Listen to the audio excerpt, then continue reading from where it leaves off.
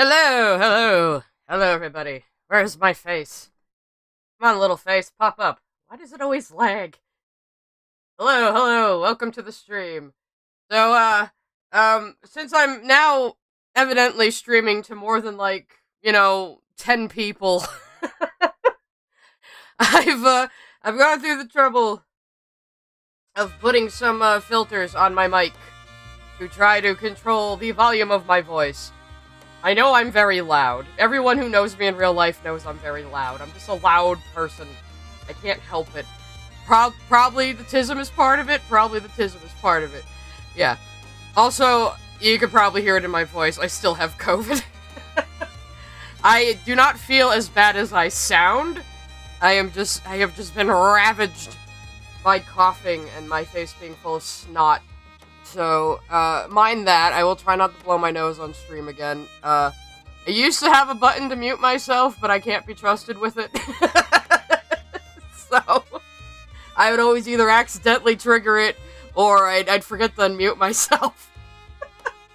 So I said, fuck it! You guys are just gonna hear all my noises! Ugh. Sorry, Jaden. I hope you had a good time, though. It was fucking New Year's. Of course, you probably had extra work at a bakery, right? I know how that be. I used to work in retail. That's why I now take care of dogs and clean up dog poop for a living, because I would rather do that than work in fucking retail. Speaking of, I have to try to go back to work on Friday. Yeah, I can fucking talk. I have to try to go back to work on Friday, so... That'll be fun! What's that knees crackling sound? Yeah, luckily I usually work alone on Fridays. I'm still kind of afraid of infecting somebody else, so... Though I'm pretty sure I got it from my coworker when she had it and then came back to work and thought she was fine. So, I don't know. But... It's just a rule where I work that if you have COVID, you have to be out for, at least a week, because... You know, if we start dropping like flies over there, it'll be a disaster. So, there's already only 5 of us. So, and the dogs, of course, it's a daily job, you know, it's essential work, so. Oh, thank you. It's funny, I've actually, over the course of drawing this whole big fight comic, this comic's gonna end up being 20 fucking pages long. It's gonna be the longest Switcheroo entry. And of course, last year, I had a lot of work for Cougar. I was working an extra day at my day job because we were understaffed, and then in May, I had the bright idea of trying to wean off one of my anxiety medications, because I thought it wasn't working anymore. The conclusion I came to was I actually needed a higher dose. So, that was a bit of a hiccup in the middle of my year last year. But 2024 is gonna be great, even though I'm starting it with COVID. It's gonna be great, guys. Gonna be great. Yeah, I'm gonna try to end this at 20 fucking pages. This is why I'm ending the fight just about here. Jasper's gonna back off, because Rose's sword is now in play. He's gonna be like, aha, well I got what I wanted anyway. I got the corrupted gems and I got a good fight. Fuck you, bye. You know? So, I'm like, I really need to wrap this up. I have, all my previous physics. Some people might not know this. Some people were commenting all confused last week. I have been streaming for a long time. I just usually only streamed on Twitch. I tried to stream also to YouTube a couple times, but nobody showed up, and it was, finicky, so it wasn't really worth it. And now I'm like, oh god, all these people are following me and subscribing to me, and oh shit, I guess I should actually try to stream on YouTube again. So I'll be doing that. Honest to God, you guys, I just expected to drop that Lily Orchid video and disappear again, but I'm like, oh, jeez. Now I have, almost 2,000 subscribers, I kind of feel responsible. How would you feel about Original Spinel? I'm pretty sure I have drawn a picture of Switcheroo Spinel and Original Spinel just, fist bumping and saying, hey, to each other. That's about it. Yeah, it's at 1 point... something. I don't know. Yes, hello. I might be having a little trouble keeping up with the chat, everybody, because I'm so used to, like I said, only, entertaining about 10 to 20 people at a time. saw you guys talk about video games earlier. That's all good shit. I have no idea what you're talking about. Maybe I'm not gay enough. I only play, like, indie games these days. I was playing, like, a little game I love called Cloud Gardens last night. Like, it's all this obscure shit I play now. Which is why I need to start game streaming again. And I was planning to do that already this year. Even before YouTube exploded on me. So, it's a pretty good video. Some people don't like it because the whole video is just my live stream react cut into, like, almost a pseudo video essay. And some people are like, well, that's really annoying. And I'm like, well, sorry, that's all I got. I am not good at scripting myself. I am at my best completely unscripted. I don't know why. It's just how my brain operates. People always like, oh, can you teach me about art? Can you teach me about this or that? I'm like, I am so reactive. You have to prompt me to explain something. I can't just come up with a lesson on my own. It's just not how I operate. Which I wish I did. It would be nice. I could make video tutorials and shit, but I just don't work that way. Heyo, heyo. Oh, you're in life drawing. Good, excellent. Life drawing is a good exercise to do. I actually, even, like, back when I was a teenager, I was, like, in classes with, like, full nude models, because I didn't give a fuck. And my parents were weird. Oh, yeah! Matt Pat's retiring. Matt Pat saw I got monetized. He saw me coming and he got scared and he left YouTube. No, I'm kidding. I did get monetized recently, by the way. I'm not monetizing the videos because I fucking say suicide and retard in it, so I don't think I'm gonna get monetized, but... I do have super chats now. If anyone wants, we'll have to find something fun to do with that. One guy I watch, he has to sing a little song every time he gets a super chat. Maybe I'll do something like that. I don't know. I'll figure it out. I'm kind of... I gotta go. Aw, bye-bye. I'm sorry. I try to stream at a good time for, like, all time zones, but it's just... Yeah, you're prompt for the sigh. I've joked about that with my friends, because, like, I'm always writing dialogue for people and helping people brainstorm. So we joke that, you know, who needs AI when you have Sai? I don't even know what's gonna pop out of my fucking head sometimes. You know? You can see I inked this anime-ass fucking panel I drew of Jasper's helmet being split because I wanted to. I don't always work on things in order. I obviously still haven't figured out quite how I'm getting from here to here yet, but we'll figure it out. I'm probably gonna be mostly sketching today, which I hate sketching in front of people, but I'm gonna do it anyway. Oh god, they're so... I'm a little jealous because you're drawing nude models. It's not a sexual thing, though. Like, even when I was, like, 17, I didn't think of it as, like, a sexual thing. I remember a guy my mom was dating, like, years ago was, like... He was jokingly saying the whole thing. It was like, well, how does she know she's a lesbian? She's never seen a man naked. And my mother was like, yeah, she has. She's been in figure drawing classes since she was, like, 16. And he was like, what? Like, I don't give a fuck! Nudity isn't inherently sexual to me. It never has been. We did both male and female models. So... There was one funny time, though, and I was in a figure drawing class. The lady who was doing it just suddenly, out of the blue, decided to strike, like, a pinup pose with her, like, straight up in the air. And, like, half the dudes in the class all, like, immediately, like, shuffled around to my side of the room where I was. That was kind of funny. Skrill. Yeah, I mean... Skrill, I've said before, I'd happily be on a podcast with somebody or something. Like, anything I don't have to edit. I mean, I know I edited that whole damn video, and I had fun doing that, but it was hard. I am not a trained editor. I am completely self-taught. Everything I know about editing comes from making anime music videos when I was, like, in my 20s. So, a cracked version of Premiere. And Premiere's about all I know how to use. Though CapCut's really good, too. I've been using CapCut for shorts and reels. Because CapCut has a better auto-subtitler than fucking Adobe Rush does. It's insane. And it's free! You have to draw a canned sausage. That's an interesting way to put it. A character based on Lily. Oh my god. Well, Lily would be like the seagull from The Little Mermaid, the old one, not the fucking Aquafina one. The old one, where he would just pretend to, like, know what he's talking about whenever Ariel asked him about anything, and he was always obviously very wrong, but he spoke with such confidence that she believed him. Like, Lily's that guy. No, Adobe doesn't have auto-subtitling, not even in Premiere.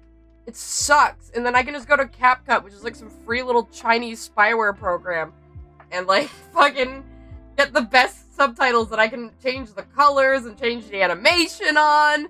Yeah, the scuttlebutt. I sound like Aquafina right now, don't I? I want to change the angle Spinel's at in this panel because her eyeline isn't lining up at all. And last time I was talking too much and not drawing, and now the program's gonna autosave as soon as I click on it. Thank you, Clip Studio. Where's Lily's dinglehopper? It's a dinglehopper. Humans use this to comb their hair. Yeah. Oh god, I saw somebody commented. I'm getting the salty comments now. I love these little Zoomers who come to my channel and think they can tell me how to talk and what to do, and don't think I'm gonna treat them exactly like my attitude in the video. It's really funny. Like, one person was like, I'm clicking off because you represented Lily with a male character in your footage. I'm like, I represented myself with Billy fucking Butcher later on in the video. It's not that fucking deep, bro. I'm not gonna pretend I wouldn't want to be Billy Butcher if I could, but just be the asshole who's always right about everything. Yeah. Okay, Clip Studio, why are you lagging? Jesus Christ. When did I lower the opacity over here? What's happening? Jesus. Okay, anyway. I was gonna change her angle. I was gonna say, because her eyeline isn't lining up at fucking all. Like, Jasper is, like, way over here. In the... Computer! It's changed which monitor my Huion is in now, I think. Stop it, computer. Cooperate with me here, please. Okay. Come on now. Be good. Alright, there we go. Oh my god, it's really lagging. What is happening? I think Lily Orchid is cursing me. I was gonna blame yeah, I'm gonna blame Lily for everything, like Lily blames Rebecca for everything. I think we're good now. Anyway, what the fuck was I trying to say? Her eyeline isn't lining up. Like, her eyeline's going that way, and Jasper's, like, way back here, and I fucked this up really bad. So... So we're gonna redress Spinella. I'm gonna fade her out though, so I can use the general placement she has. I'm gonna turn her like a whole like fucking like 50 degrees here or whatever. I can't math very well. You might have noticed. Yeah, her Steven Universe video wasn't even about Steven Universe. Half of it was about fucking Utena, which Lily can't pronounce correctly, and Kingdom Hearts. I'm still not over. I'm still not over that Lily Orchid said without any shred of irony, I've been replaying Kingdom Hearts as an adult and realized the writing is really good. You know, 13-year-olds just couldn't appreciate the brilliance of Kingdom Hearts. You know, the demographic the games are for.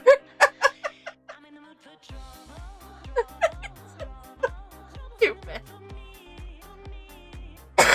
like, I was assuring some people in the comments, it's okay to like Kingdom Hearts. It's okay. But it's dumb. It's really, really dumb, and you have to accept that. I like things that are dumb. I really liked Gotham. Gotham is dumb as shit, but it's fun, and the actors are great. Same thing with Once Upon a Time. Once Upon a Time is dumb as fuck. It's like Disney's own Kingdom Hearts. And it's so stupid, but the actors are fun and the characters are fun, so it's a fun ride. Who cares? You can watch something and admit it's dumb as hell. You know? Yeah.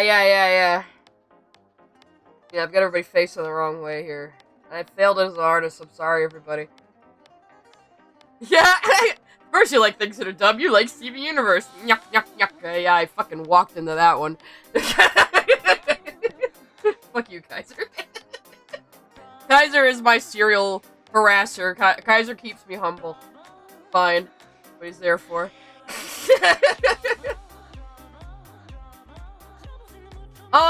Twitch donations, probably. I have to stream more on Twitch in order to make affiliate over there.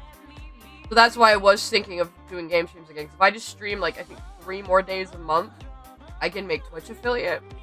So I'll probably do, like, a game stream on, like, Mondays or Thursdays or something. Because my schedule's backwards from everybody else.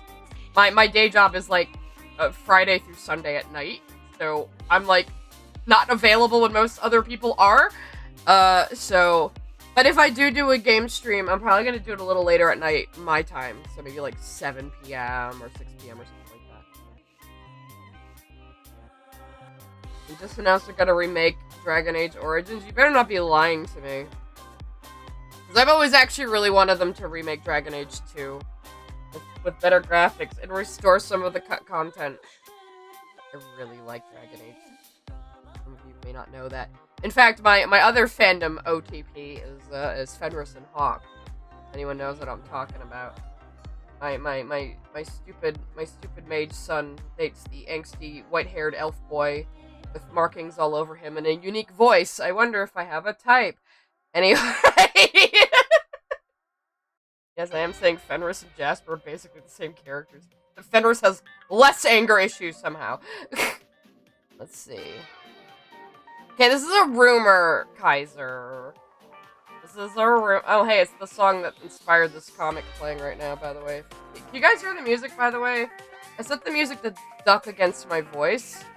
Hopefully it won't, like, overwhelm me, but I still don't know a whole lot about audio engineering. I'm learning, I promise.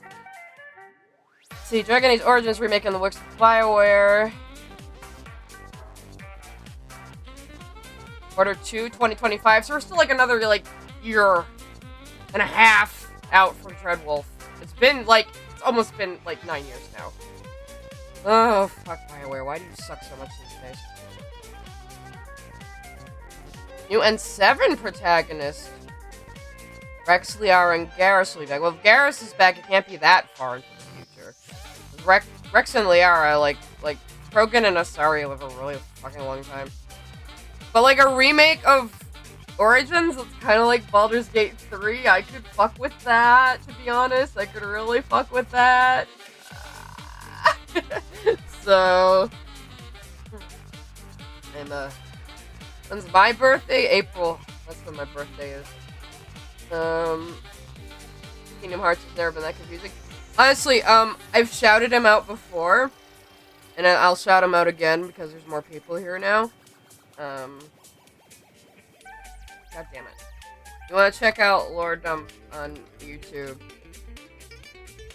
A dude named Monty Xander. He's fucking hilarious. He and his friends are hilarious. And they have, like, here we go.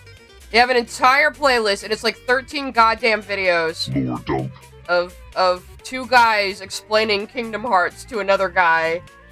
And one guy knows all the lore. And the other guy just kind of knows the lore, and the third guy has no idea about fucking anything. I'm gonna put it in the chat, too. Highly recommend this guy. It's a great long watch. Just 3 guys talking about Kingdom Hearts lore. It's fucking fantastic. Their Metal Gear one is also very, very funny. So, definitely recommend those dudes. What else we got going on here in the chat? You get to see Once Upon a Time. Once Upon a Time, like, the first season is very interesting, and it has a solid plot, and then right after the first season, it starts to go really off the rails. And also, like, the 2 main characters, Emma and Regina, if you squint and tilt your head slightly, they kind of come across as, like, angry lesbian ex-wives fighting over their kid, and it's great. And they do feed into that a tiny bit in the show sometimes. But they both end up with men, of course, because Disney who likes to brag about how pro-gay they are, but then they make sure nothing gay can be shown when they don't want it to. You message me on Instagram? Oh, I'm sorry, I don't... Look, I'm kind of boomery when it comes to Insta. I don't always notice my messages. I'm sorry. I honestly am only on Insta because people were already stealing my art and posting it to Insta. So that's why I'm on there. It is an awful platform for artists, but there's so many fucking people, you kind of have to be there. I've got her head more in this direction now, which is like not in the first fucking place. Hairline needs to be a little more in. There we go. I have a very heavy sketching hand, just so you might notice. Try not to emulate that. It's a bad habit I have. Yeah, I'll probably notice if you message me on Twitter, I'll probably see it. That's a little easier for me to like, it puts like a big fucking, it's like a big fucking number in your face when you sign on to Twitter if somebody sent me a message, so I can see that. I might not always answer, I might be busy, I might forget. I have a terrible memory. No, I don't blame you. I either call it Twitter or Zitter. Lord Dump Steven Universe, that could be me, yeah. Oh yeah, I'm an artist first, actually, Vin Leah. So I have a Tumblr, I have an Instagram, I am probably gonna put all my Switcheroo stuff on DeviantArt sometime this year, because I just really like DeviantArt's gallery system, and I kind of miss that. And I have an old account on there that's actually subscribed forever, because like 20 years ago, I was a DeviantArt moderator. No joke. So. A lot of people don't know that about me anymore. Kaiser does though. I'm looking at you, Kaiser. You know my dark past. So, not a boomer, but you hate your parents. Oh yeah, they don't understand their technology.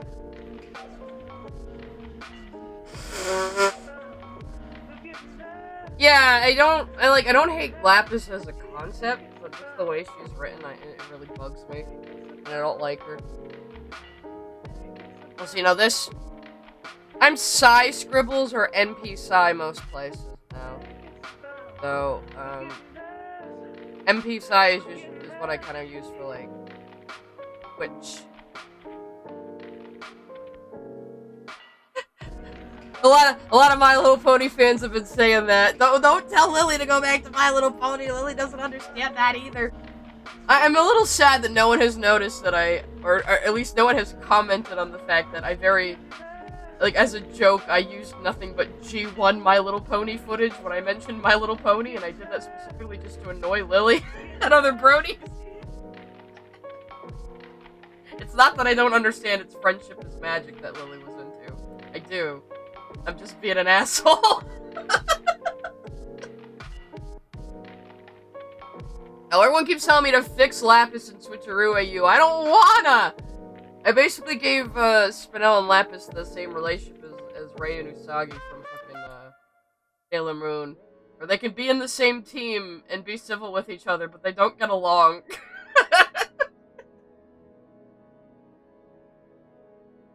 I don't know if there is any, like, good sites for artists at the moment, to tell you the truth. Again, the strength of DeviantArt is the gallery system, but everything else about it sucks. I switched to Tumblr initially because DeviantArt was so outmoded. They're owned by Wix now, apparently, but I guess Angelo's still the CEO, so still running it. But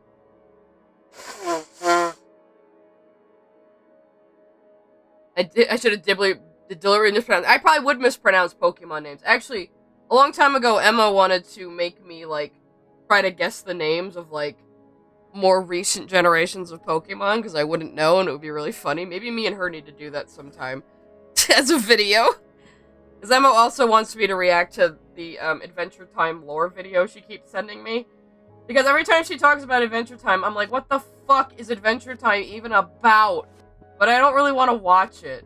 So she wants to make me watch a lore video on it and see how I react. I do have a Discord for patrons, but it's barely used, so don't bother with that right now.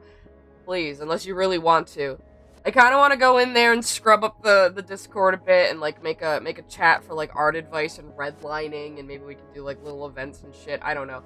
I kind of wanted to keep the Discord a little gate-kept by having to, like, give me $1 on Patreon just because I don't want it flooded with weird people. No offense. I'm kind of a private person, to be honest. I know it's weird to say since I stream and everything, but outside of that, like, I use Discord to talk to colleagues and friends and real life friends. So I kind of keep myself a little private on there. I do hang out in the White Diamond Steven AU Discord a lot, actually. If anyone wants to catch me over there. It's kind of the unofficial gathering place of all, like, the current still going Steven Universe AU artists. Like, everybody's there. Like, Creep's there, Dio's there, Nugget's there, Darkman's there. Everybody who currently has an ongoing Steven Universe AU is basically there. I don't think Creep talks a lot, though. Creep does the Pink Onyx AU. Sharks, Dio, Pink Diamond, Dio is Blue AU Universe. And who the fuck else did I mention? I forgot already. Excuse me. Ugh. Look, I mean, I said this last time, too. Like, one thing you're gonna have to accept is I am not that negative about AI. I'm actually pretty interested in it. I can see all the ways it'll go wrong, believe me. I can see all the ways corporations are gonna totally fucking misuse it. I know, but you can't put that cat back in the bag. The technology exists, and it's existed for a while. I mean, I was explaining this last time too. Like, let me find it. Like this wet wash brush built into video now. I can like replicate watercolor. How do you suppose that functions? It functions on an artificially intelligent algorithm. This probably uses AI to calculate how to make the paint work and interact with the paint already down. So that's already AI. You know, anyone thinking they can fucking avoid it is delusional. And they don't really understand what it is or how it works. A lot of people who are anti-AI. And honestly, from all the experimentation I have done with it, all the experimentation I've done with Midjourney and Dolly and all that shit, you are never gonna get anything usable out of it just from the get-go. It is very hard to control unless you have like a system that is specifically trained to make exactly one type of image in one type of style.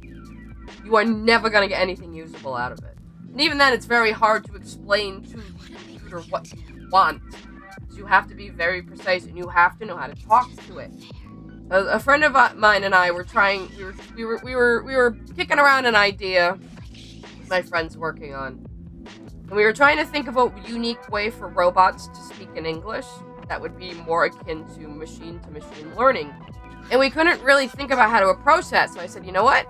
Let's ask ChatGPT. I went in there and I started asking ChatGPT about it and asked it for advice and vocabulary examples. And my friend was like, how are you getting all these really good results? I'm not. And I was like, because I know how to talk to the damn thing.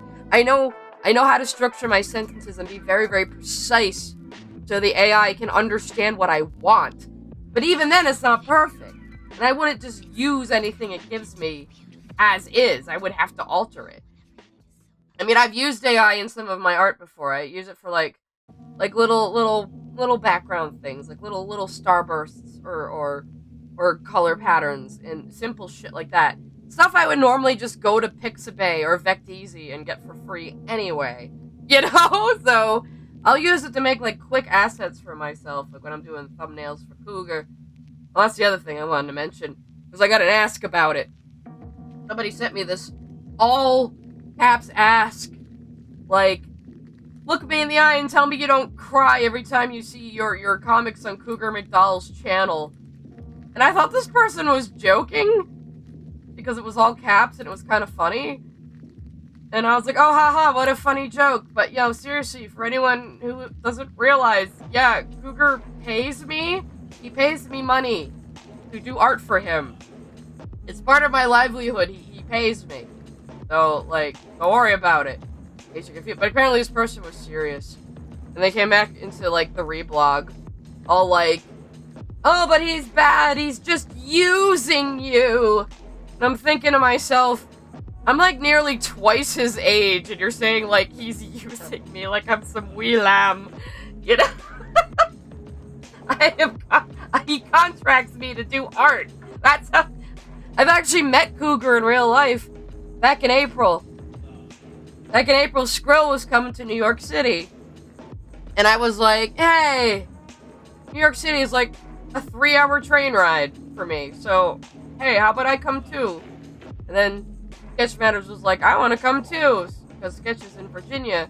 And so we both took the train to New York and met up there, and then met up with everybody else. And then Cougar came along too on one of the days we were there, and we all went and saw the Mario movie. It was great. I went and saw the Mario movie in fucking Brooklyn. It was wonderful. I was so happy. That was a fun trip that I'm still kind of paying off, but it's alright. It was worth it. But yeah, so I've actually fucking met Cougar McDowell in real life. Like, I know the dude, you know? It's not like he's coming to me like, "Hey, draw me sus booba and for money, kid," you know? Like, fuck up. Oh, Cougar himself kind of comes across more like he's in his fucking 30s when you talk to him. It's really funny. He's a boy beyond his years. But he's still younger than me, and it's not like he's like fucking like tricking me or something. I perform a service and he pays me. That's a normal agreement. Women are victims of grooming no matter what age. Yeah, some people seem to fucking think so. This dude was like trying to give me like every talking point in the book too, like, oh, he aims his videos at kids, and I'm like, the channel is specifically marked not for kids. It can't show up. It physically can't show up on YouTube Kids. So like, kids also shouldn't be on YouTube. Like, if you're under like fucking 14, you shouldn't be on fucking YouTube to begin with. That's not my problem. It's your parents' problem. You know, I mark my, well, maybe I should mark my fucking YouTube stream that way too, but I mark my Twitch stream as not for fucking kids. Because I swear too much. Because that's just how I talk. Kids shouldn't be online at all. Ayo! Hi, Astral Softy, welcome. Been going pretty good. Said I'm a little froggy today because I've had COVID. First time. I only ever use AI to generate the stupidest pictures ever. Oh! I did some stupid ones recently, actually. Because I was joking. For whatever reason, we were joking about Freddy Fazbear being a lawyer. So I was combining Freddy Fazbear with fucking Saul Goodman as a joke. And like, some of the shit the AI gave me went kinda hard. Damn it, which fucking server was it in? I don't even know now. Oh, here we go, I found it. So... get more froggy as I talk. I thought I would be a little bit better today. So I like...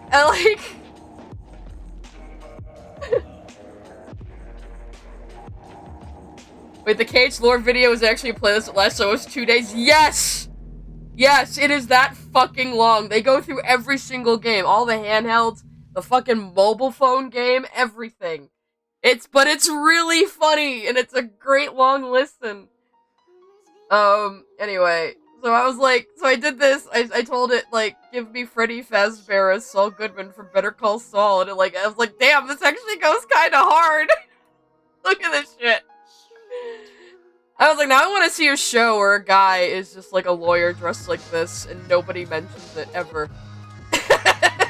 This was the second one I got out of it. I was like, Jesus Christ, this goes fucking hard as shit. But why is his jacket also the same fake fur fuzz? I didn't ask it to do that, it just did that. That's the fun thing about AI though, sometimes. It comes up with details you never even fucking thought of. It's great. It's just like a novelty. I think it's fun as shit. New Ace Attorney Prosecutor, you're not wrong.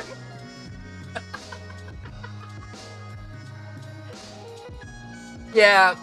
I was saying last time, my whole, and yes, I did like the FNAF movie, by the way. I thought it was very cute.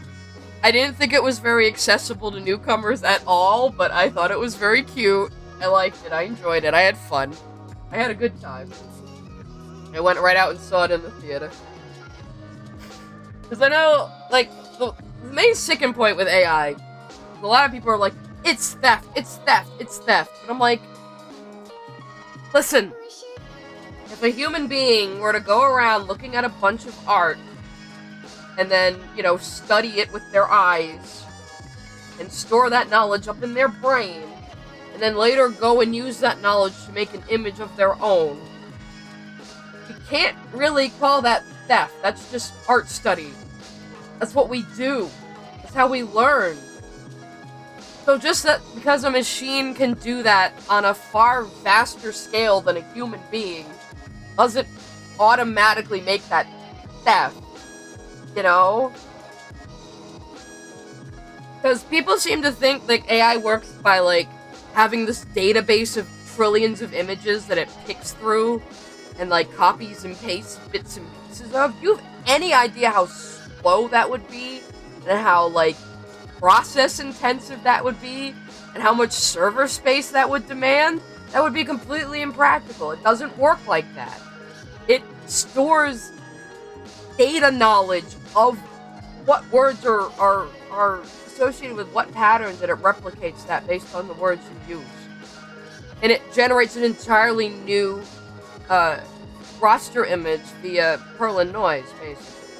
That's how it works. Every single iteration you make with AI is a new image. You could give it the exact same prompt twice and you will not get the exact same thing. It's impossible. It's completely impossible the way it works. So, Super Paper Mario. I was never, like, Super Paper Mario seems to be like a weird, like, mid-in-between young millennials, early Zoomers thing. I played the Wii one, at least. It was cute. I enjoyed it, but I didn't have a GameCube till, like, super fucking late. And I'm gonna move her pigtail over again, because it's not the right perspective. I think I'm copying my sketch too much. I got a GameCube really late, and I've never really liked handhelds that much at all, so I never really got into Paper Mario. I love the Yoshi games, though. Yoshi games are my fucking jam. I love Yoshi's Island. So that's probably why Kamek's one of my favorite characters, because he features a lot in those. I still need to get Yoshi's Woolly World, because I have a Switch now that I've barely used. I went out to get a Switch and I barely use it. I need to get Woolly World, and I need to get the Mario RPG remake really, really bad.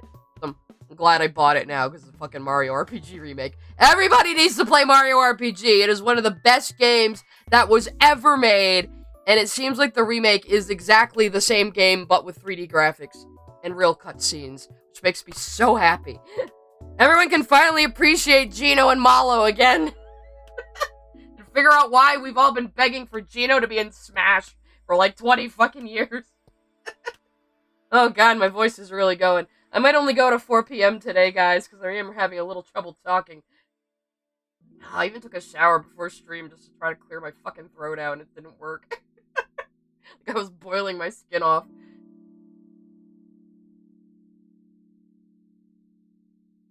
You kind of want to show the FNAF movie to your parents at some point.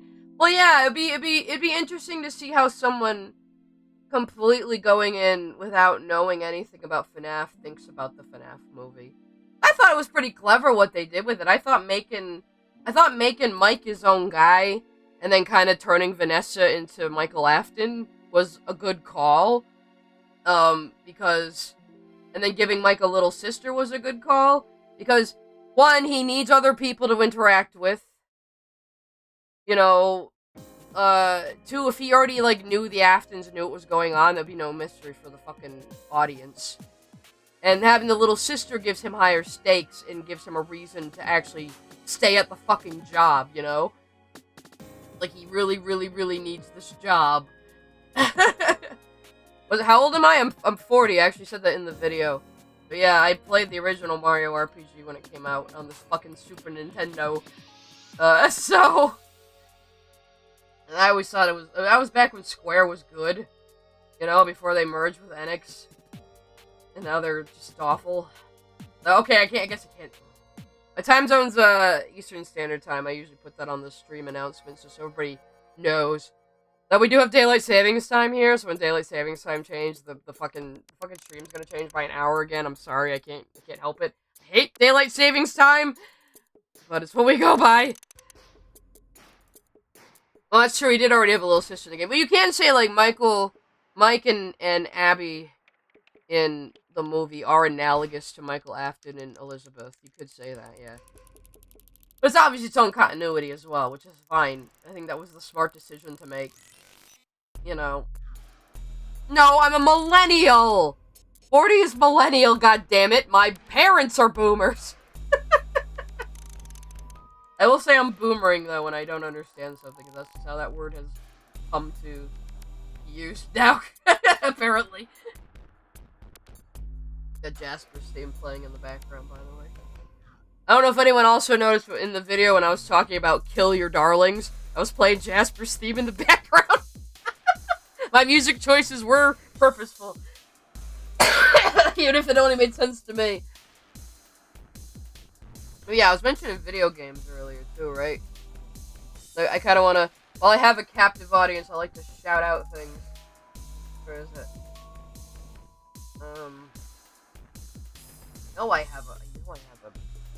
I have a distractive frame rate. There we go. Douche. Anyway, so this is a little game called Cloud Gardens that I really like. And I highly recommend it. It's basically a little puzzle game about urban decay and nature retaking man-made things. This is my fucking jam. And you can basically approach it any way you want. As long as you cover most of the scene with plants. And you unlock different plants as you go on. You unlock different scenes. And you can take screenshots of these scenes.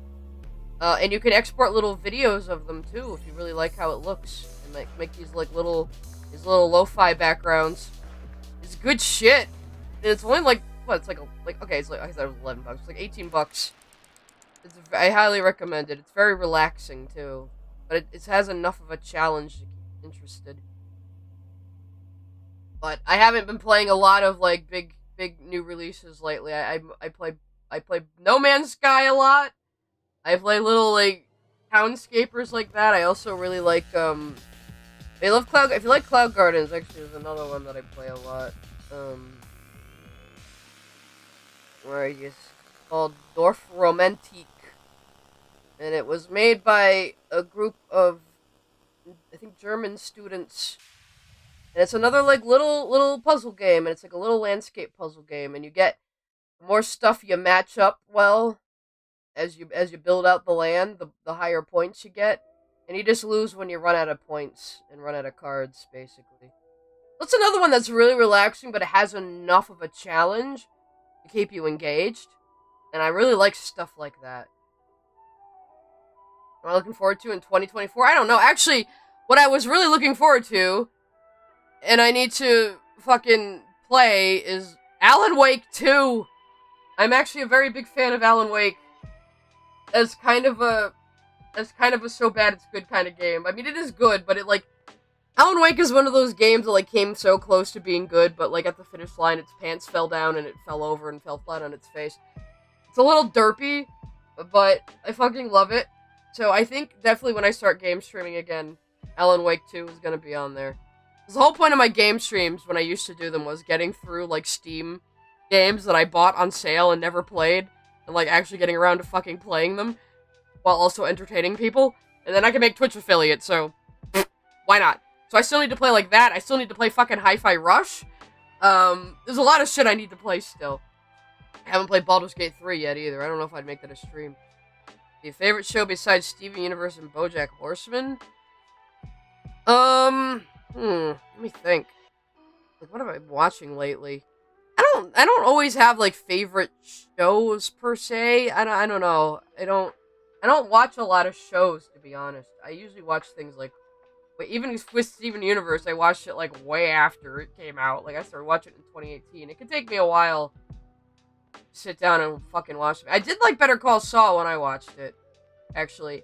Better Call Saul, I would recommend to any artist, even if you don't care about the plot, because the visual framing and visual storytelling in that show is so strong. It's unfucking real. I want to go back through that show and, like, study frames of it and, like, do art studies of frames of it. It's that fucking good. It could teach you a lot about comic paneling, to be honest. You could take any frame of fucking Better Call Saul and make it a comic panel. Easily. So good. Yeah, people have mentioned Tuca and Birdie to me. That's another one, it's like, I have to get around to watching it. I have to be in the right mood to sit down and start a show. It's really strange. Like, maybe it's the tism. So, like, it took me, like, fucking years to watch Breaking Bad, for example. My brother was on my ass for, like, 5 years to watch it, and then I finally did. Better Call Saul Yowie. Who are you? Who are you pairing up in Better Call Saul? Just, I guess Lalo and anybody could work. Lalo strikes me as like a bisexual psychopath. I don't know why. Maybe it's the mustache. He's just a psychopath in general, anyway.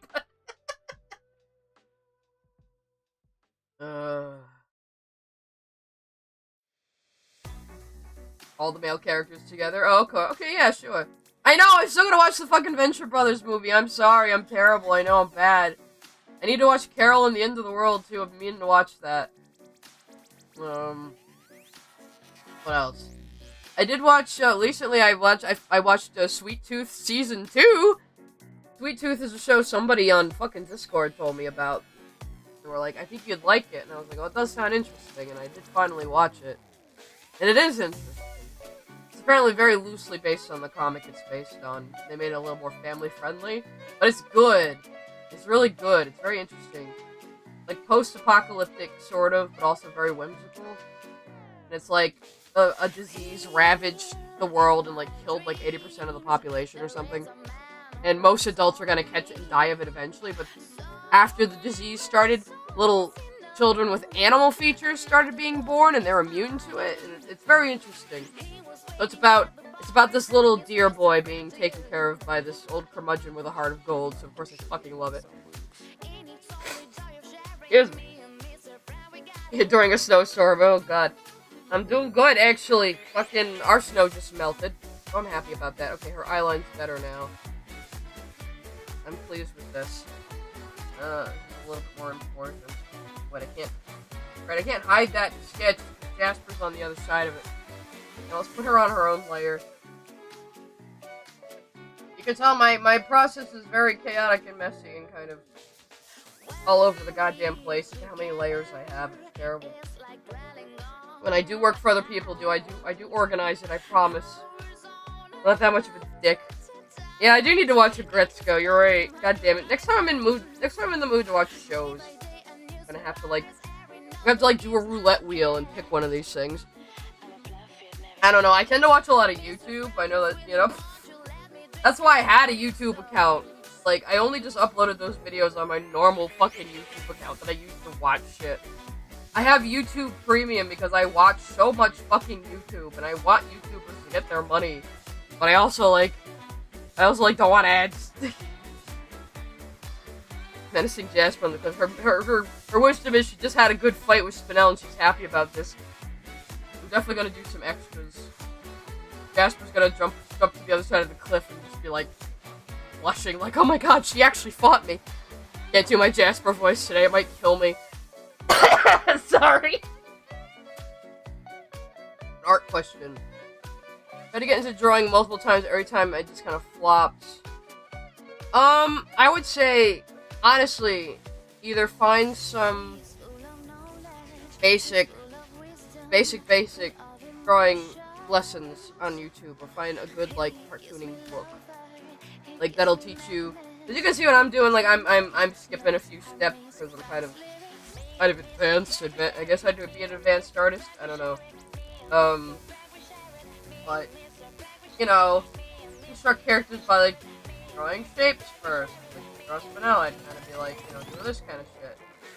A lot of her circles, you know, add her face over here, and eyes, you know, sometimes use the line to make sure you're getting the eyes in the right direction. Yeah, I'm not very good at giving art lessons, so that's why I take clips when I manage to say something intelligent about how to draw. But honestly, any Gaps 40 over there, any like basic cartooning book or tutorials, Mech what's it, Mac Burnett, I think, is a good resource on YouTube. Is it Mark or Mac?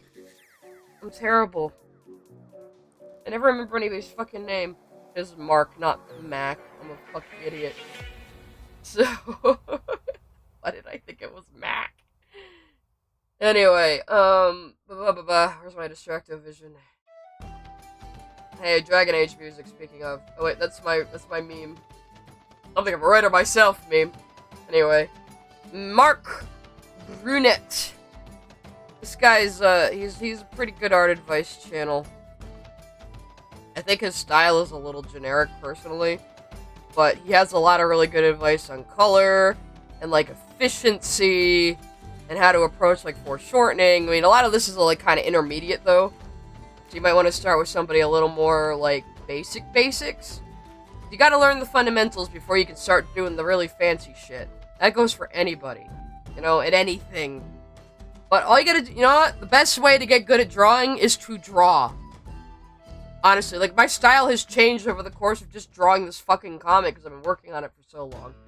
If you look at, like, some of the early Switcheroo stuff from 2019, when I was first, like, kind of stumbling my way back into drawing, it's definitely not as good as I am now. So, and I've learned a lot along the way. I've learned a lot about color theory just from studying Steven Universe shots. Because, honest to God, Steven Sugar and his color team, they took color theory and broke it over their fucking knees with Steven Universe. They do stuff that's like actual witchcraft. You know, like, it's insane. Steven Universe does a lot of using colors to make you see colors that aren't there. Where's my famous thing on that? I have a thing. Hang on a second. Where do I have it saved, though? The question. I saved memes, do I? I might. Speaking of memes.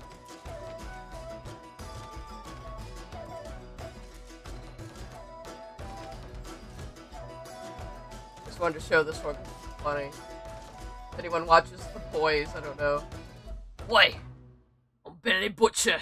I'm Sai's spirit animal for being an asshole. I'm totally Cockney and not from New Zealand. I don't sound like an Aussie in the show at all. Oi, I'm Carl Urban. Fucking bullshit. I love The Boys. There you go, that's a favorite show I have outside of Steven Universe and BoJack. The Boys! I'm going way R-rated now. It's so funny, people, like, because I've drawn cute stuff for so long, a lot of people don't know that I really, really like hyperviolence a lot, like, to a disturbing amount. Yeah, Steven Sugar is Rebecca Sugar's younger brother. He is who Steven is named after, and he is the lead colorist for Steven Universe. So all the very pretty colors in the show, it's Steven Sugar and his team. Yeah, I mean, oh, no, that's not it. That's a Velma joke I made. Damn it. Where is my... There was a screenshot from SU that, maybe it's in my resource folder. The screenshot from SU where Peridot looks green, but she's actually brown, but the colors around her make her look green. That's the kind of color theory fucking witchcraft I'm talking about. You know, it's insane. I've learned so much just from Steven Universe about how to use color digitally. You know? Because using color digitally is very different from using color pigment-wise. So a lot of color theory advice for paint isn't going to translate to digital. So... Where's my resource folder? God, I am so out of it today. At least I can fucking keep my body heat up now. That was the big thing at the beginning of my COVID. I could not stay warm at all. I have lost my sense of taste a little bit, but not completely. Hopefully that bounces back. It might just be because my nose is fucking stuffed up too, you know? I can't find it, but yeah. I was talking about it on my... Wait, I was talking about it on my Discord server. I bet I can find it from what I said. I'm an idiot. Yeah, there it is. I said it in 2020 fucking 1, too. So... Hang on, let me screen capture that and put it in the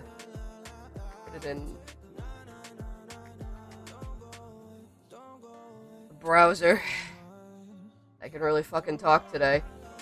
Welcome to the stream, everybody. Oh, by the way, this song that's playing right now is by a YouTuber named 16Leo. He's really good. He's a drama dude, but he also makes music. I do have some YouTuber music in here.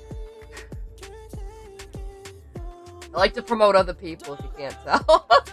I'm actually very nice, despite my my attitude sometimes when people are being fucking stupid. I can be very nice, but when somebody's being a goddamn dumbass, I'm going to tell them. Alright.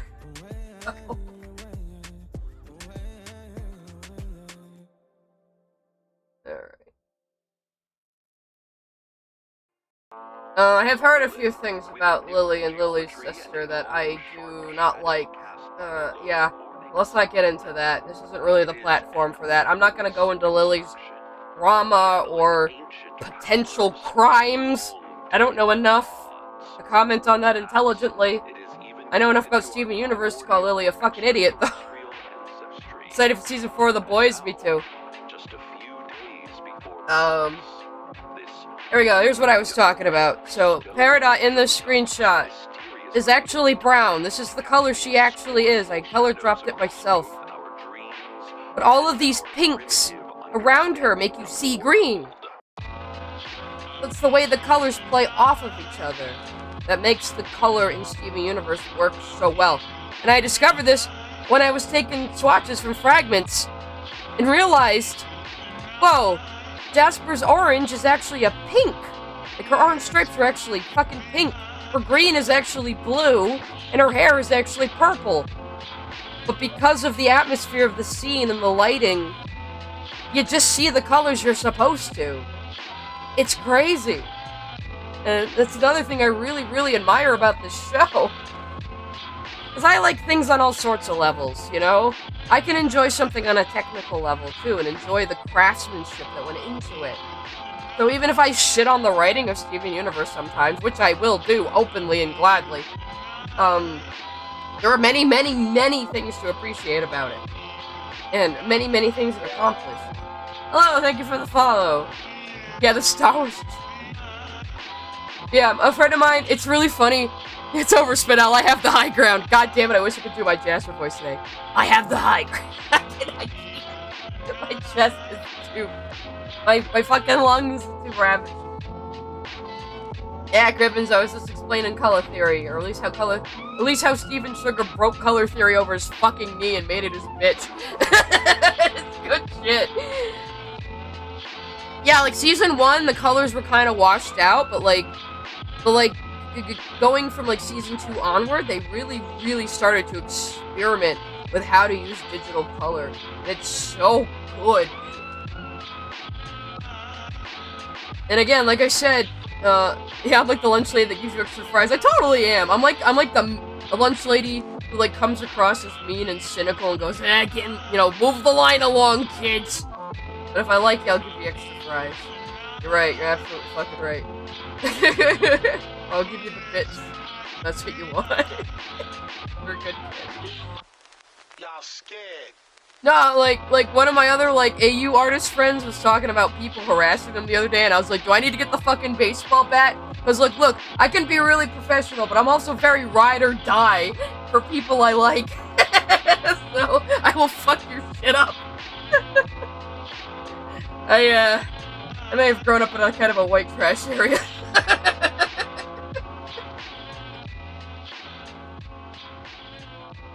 But yeah, you can learn so much about fucking color theory from the universe, it's not even funny.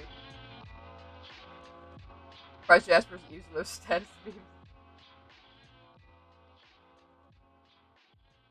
You think Steven ever, like, bent over wrong and you know, like, pushed his own organs up on his gem by accident? Like, got his rib caught on it or something? Yeah, what would he do?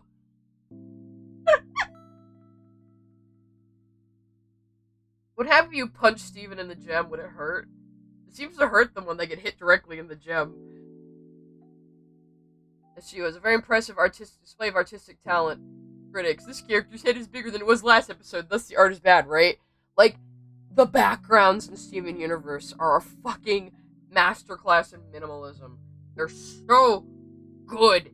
And I'm someone who is not very good at backgrounds, you can tell. Like, this whole fight has taken place in the snow. It has been very easy for me to make backgrounds. Let me open the older pages real quick. I just need the,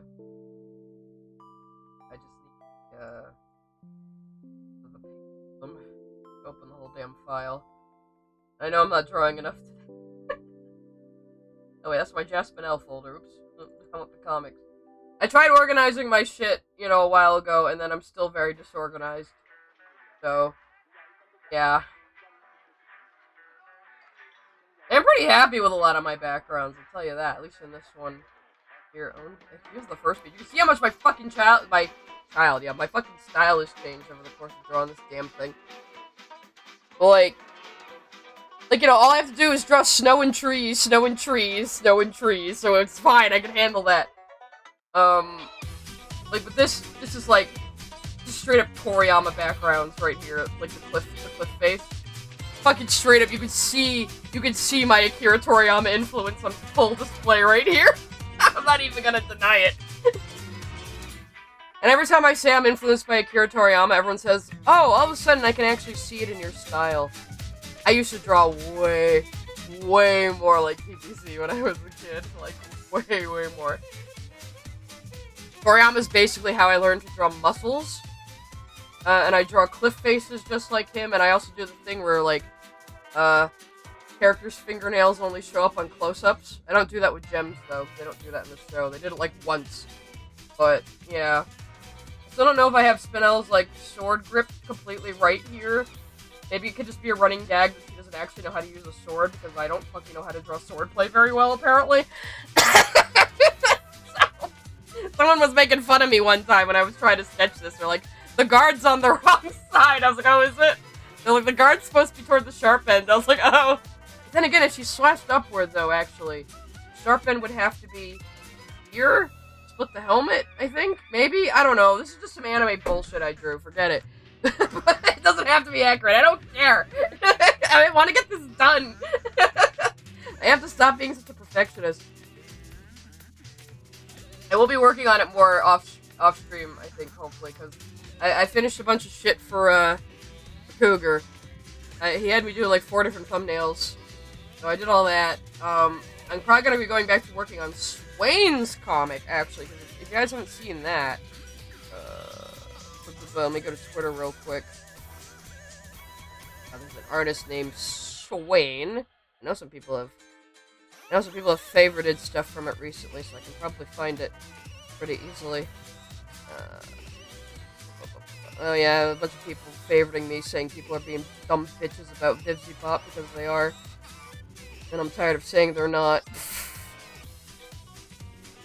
Maybe I should just go to Swain's fucking Twitter. That's where Swain posts more often. Oh yeah, why don't I just search my own fucking name under Swain's handle? That's how you find things on Twitter, huh? When am I getting souls? Oh, here we go. There we go. Oh god, we've been doing this since March. Anyway.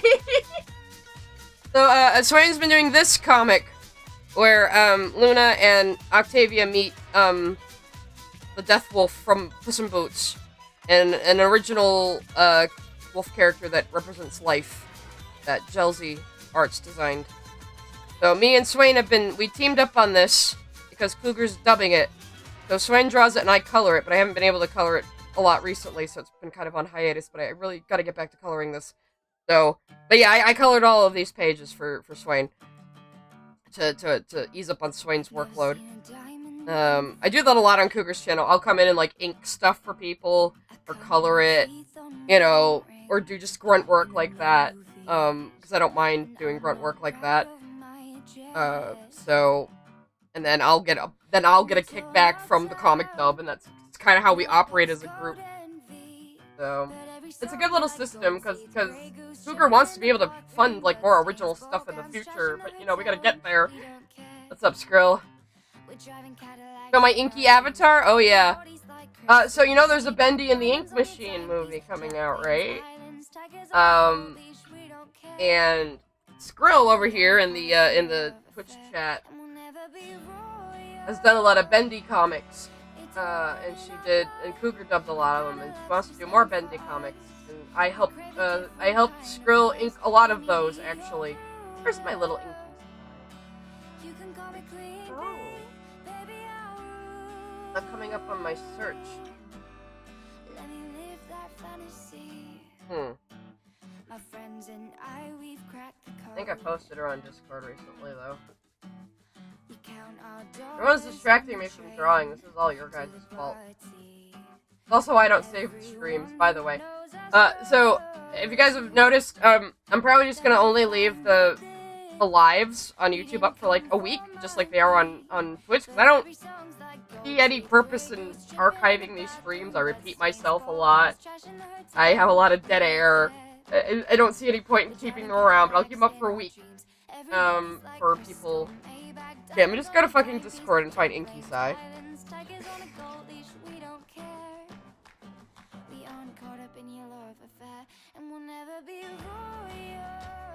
Oh wait, I'm searching on the wrong damn Discord server.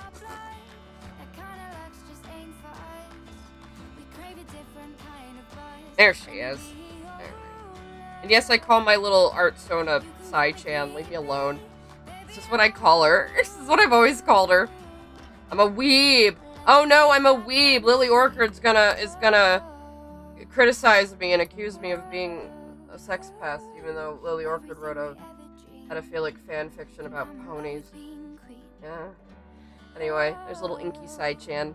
I think I had a bendy color for her too, like I had it in sepia tone of that version, but yeah, we're gonna have that on all the bendy comics I helped Skrill on. It's like, and I helped. Bendy's cool. I like Bendy. I haven't actually played them, but I've watched Let's Plays. It's kind of like FNAF for me. Like, I've only watched Let's Plays of FNAF. I have never really played it. I do want to play Help Wanted 2. I promised my fucking FNAF friends I would. Because I have a VR helmet. I do want to stream that. Shit keeps happening. Like, fucking, shit kept happening at the end of the year. Now I have COVID, and oh god. You know, so I keep getting delayed in this. But I do want to do my first, like, returning game stream to be Help Wanted 2, just because I think it would be really funny for that to be my first FNAF game I actually play. And I actually have a VR helmet, so, you know, people can see what it's like. And yes, well, I guess I'm a weeb. I'm more of an old taku, as fucking Bennett the Sage would say. I'm more, like, all my favorite anime is a lot of, like, really older stuff, and I don't watch a lot of current anime. Like, I think the most recent anime I watched was fucking Cyberpunk Edgerunners. Which was really good, by the way. I do want to watch the ending of Attack on Titan, because I know how it ends. I know how the manga ends. I know how the anime ends. I know everything. I just want to finally, like, fucking watch it myself. And I actually like the ending, believe it or not. I'm one of those people who, like, first time I heard the fucking ending of Attack on Titan, I was like, oh yeah, it makes sense. Yeah, I accept that. So, I had actually originally stopped watching it in Season 2, because they changed directors. And the new director was trying to ape what the old director would do, and it just was not working for me. Because the director of the first season of Attack on Titan is the same director as Death Note.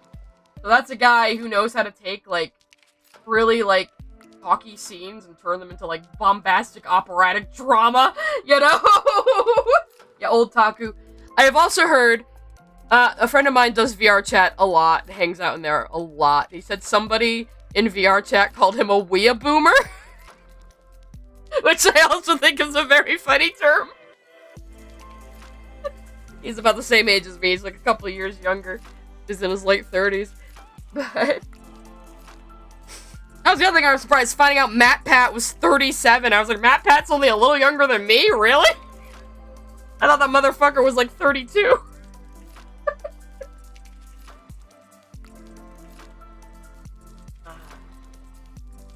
Oh, I don't expect Lily Orchid to watch my video, but it would be really funny if she does.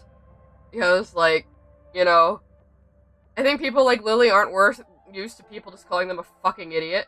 It's like, there's so many people coming into my comments like, you called Lily a retard, that makes you just as bad. Well, I didn't actually call Lily a retard. I said, saying that the crystal gem stars are like Holocaust stars is retarded, and there's no stronger word for that, and I will stand by that statement. But, like, you know, I'm a little tired of all these little Zoomers who think they can control how everyone around them talks and acts. So, no. I love when these people just, they come in and it's like, well, you know what, sweaty, just don't say that word. And I'm like, why? Who are you? Who are you to tell me what to do? Who the fuck even are you? You're some little pissant with 11 subscribers. Fuck off. You know? Thought MatPat is immortal. MatPat's reasons for retiring make perfect fucking sense, though. Like, he and his wife have, like, 2 kids now, right? And they're getting older. They're getting to the age where, like, you know, you want to spend that precious time with the kids. Because, like, the age between, like, say, like, 12 and 18, that might seem like a long time to you at the time, but that is such a short period of time. It really, really is. So, yeah, he's nearly 40. He wants to spend time with his family. He wants to raise his fucking kids. Completely understandable. And it sounds like he has a really solid plan of how to keep the channels going. He's gonna have a new host for all 4 of the theory channels, basically. Which makes a lot of fucking sense, instead of having one person try to do it all themselves like he's been doing, which is insane. So, I mean, oh yeah, him and Stephanie, they've had, I think their oldest is like 8 by now, maybe?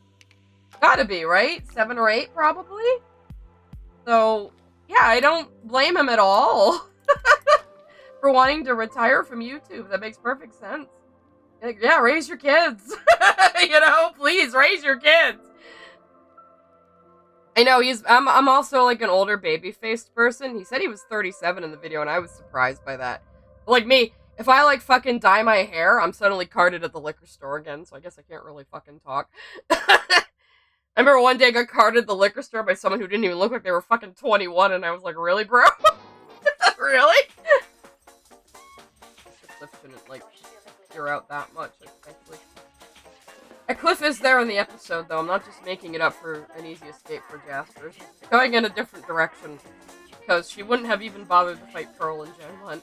Other people are like, there should have been a fight between Jasper and Pearl and Gem Hunt. I'm like, really? You think Jasper would fucking deign to fight a Pearl? She wouldn't see it as worth it. Unless Pearl proved herself to be, like, an actual worthy opponent. Which an 11-minute episode doesn't really have time for. But I did kind of make this fight in a way, especially with Rose's sword coming into play, that you could kind of sublimate Pearl into this fight, and it would be basically the same. So, is it maybe the whole part where they're hitting each other with a tree? I don't know. Then again, I guess Pearl did throw a jungle gym at a babysitter, apparently. So, all gems have, like, superhuman fucking strength. It's just, amongst gems, you know, quartzes would be stronger. But, like, Pearl could probably still lift a car, you know? That's the funny thing. So, which means it's like, quartzes must be, like, ungodly strong. I always appreciate the sound design with quartzes, too, where, like, their footfalls make them sound like they almost weigh, like, over 400 pounds or something. Like, Alone at Sea, too, when Jasper climbs up on the boat and, like, tips the damn thing. It's like, bitch, you must weigh, like, 500 or 600 pounds. It's insane. They got a lot of mass.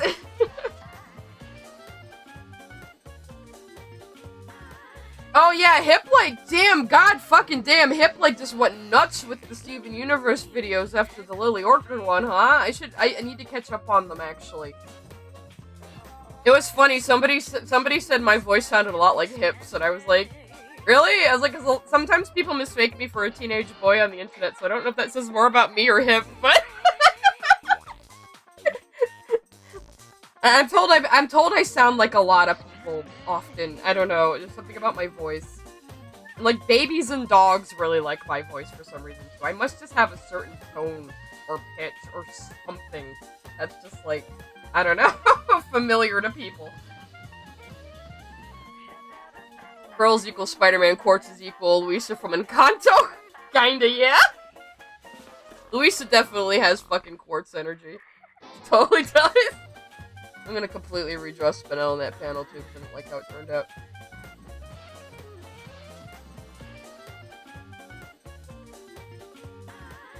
Honestly, it'd be funny if Lily watched your video and not care. I would love if Lily would watch my video on her stream, but guess what?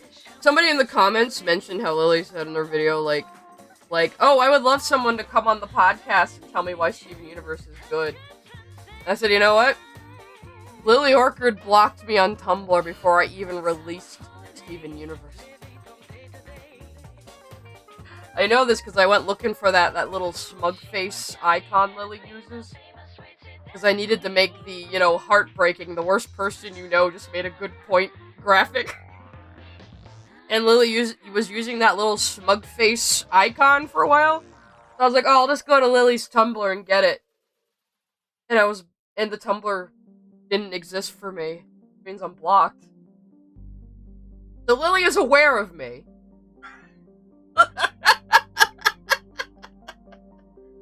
But blocked me just from the Utena cut, where it's like, dude, you were objectively in the wrong on that one. Like, you don't even understand what fucking Utena is about, and you really don't understand Anthe. You really, really don't understand Anthe.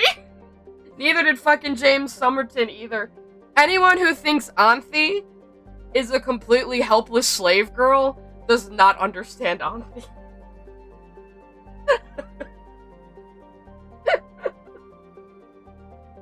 Like, I always say Pink Pearl in volleyball has Anthe energy because she comes across as super docile and pleasant, but she's subtly fucking with Pearl, like, the entire episode.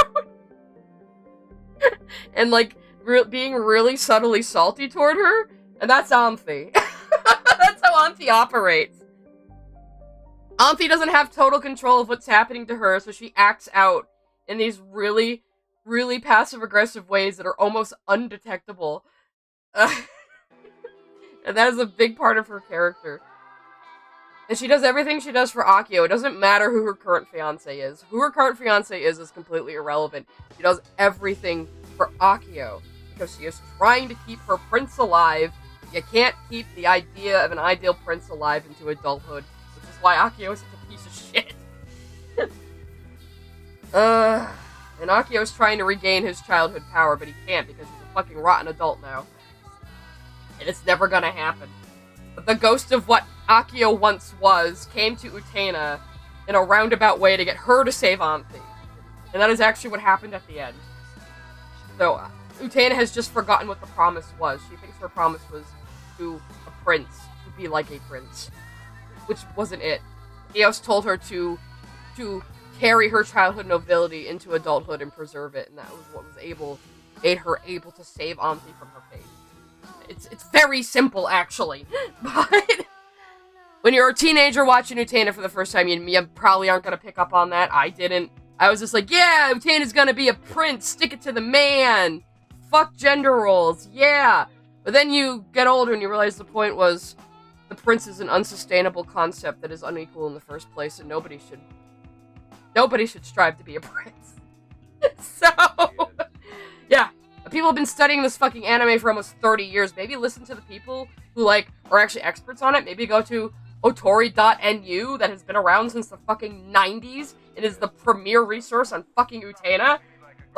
Both Lily and James Somerton. Both of you should have just gone to otori.nu and read the fucking essays there, and then you would fucking understand Utena.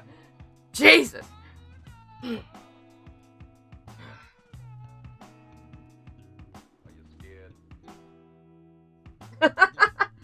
I know, though, yeah. Utena is a very dense work. It had to rely on visuals and symbolism to get its story across because its budget was, nothing. I want Spinel to be, holding the sword like a badass and glaring, but I'm not really good at super grip. I'll just go. This is where I hate sketching on stream. I like you all to think, all my sketches are perfect first go and I never fuck up. He wanted to be a barbarian outlander instead of a prince. That would be better. Yeah, the ghost of Akio's past. Dio is literally the ghost of the ideal Akio once was. And James Somerton was insisting that Dios isn't Akio because he's fucking dumb. And then he just summarized the plot and pretended he was saying anything new. Like the most base level fucking reading of Utena you could possibly do, and he's acting like he's saying anything new. Hey, did you guys know? Dios is actually a concept. No, really? You mean that thing you could figure out from, like, just watching the fucking show, bro?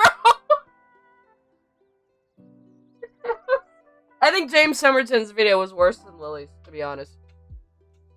Lily was at least trying to make a point, as broken and stupid as it was.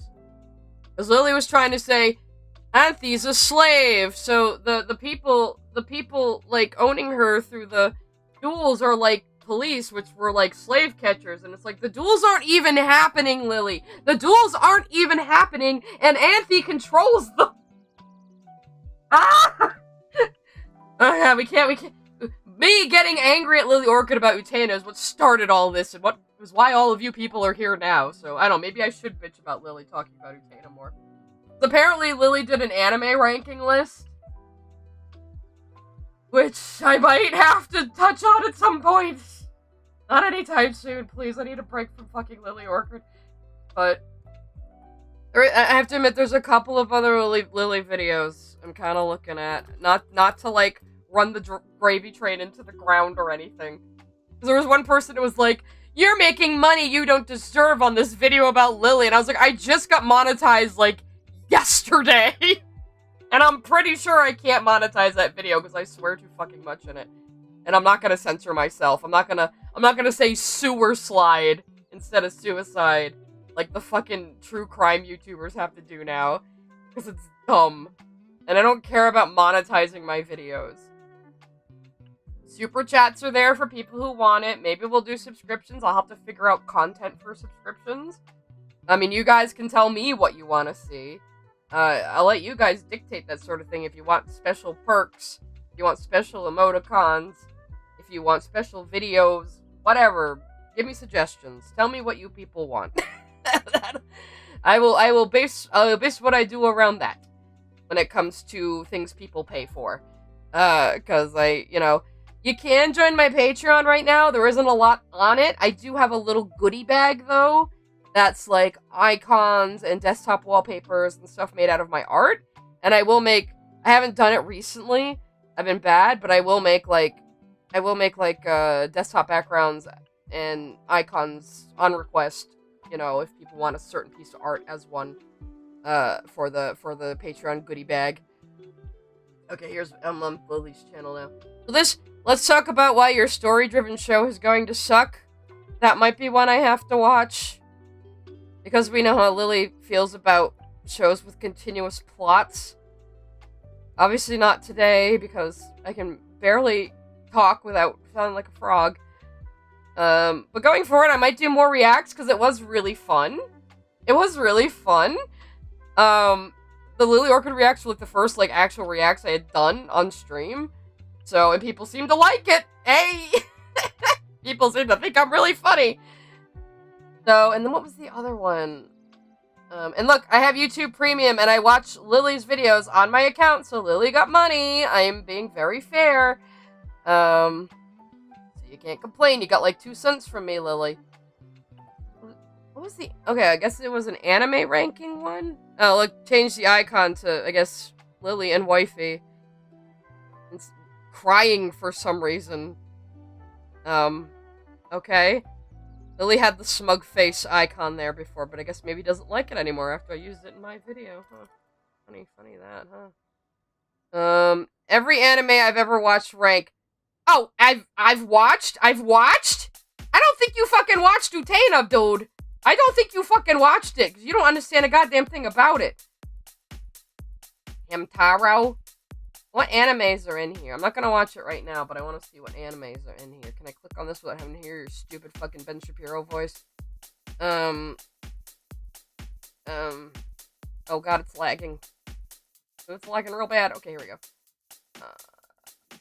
And the only hashtag is samurai.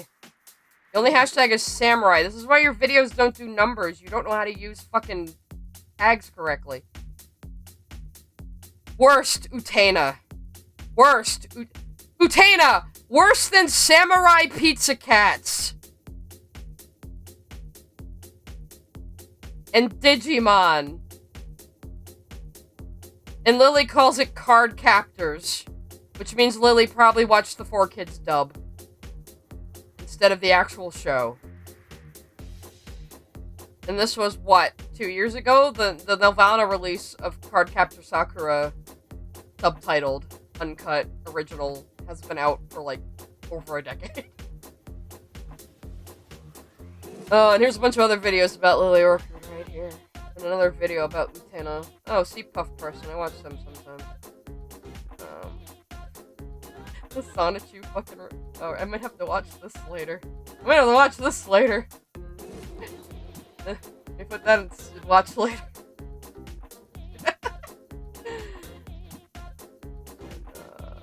Leon's showing up in my things that I watch him sometime. Somebody says hell of a boss has bad writing. They're probably wrong. Anyway. So yeah. You've heard it here first, everybody. Lily Orchard thinks Revolutionary Girl Utena is worse than Samurai Pizza Cats, Metabots, and Digimon. And Hamtaro. Kingdom Hearts isn't an anime! It's a game, you motherfucker! It has a lot of anime tropes in it, yes, but...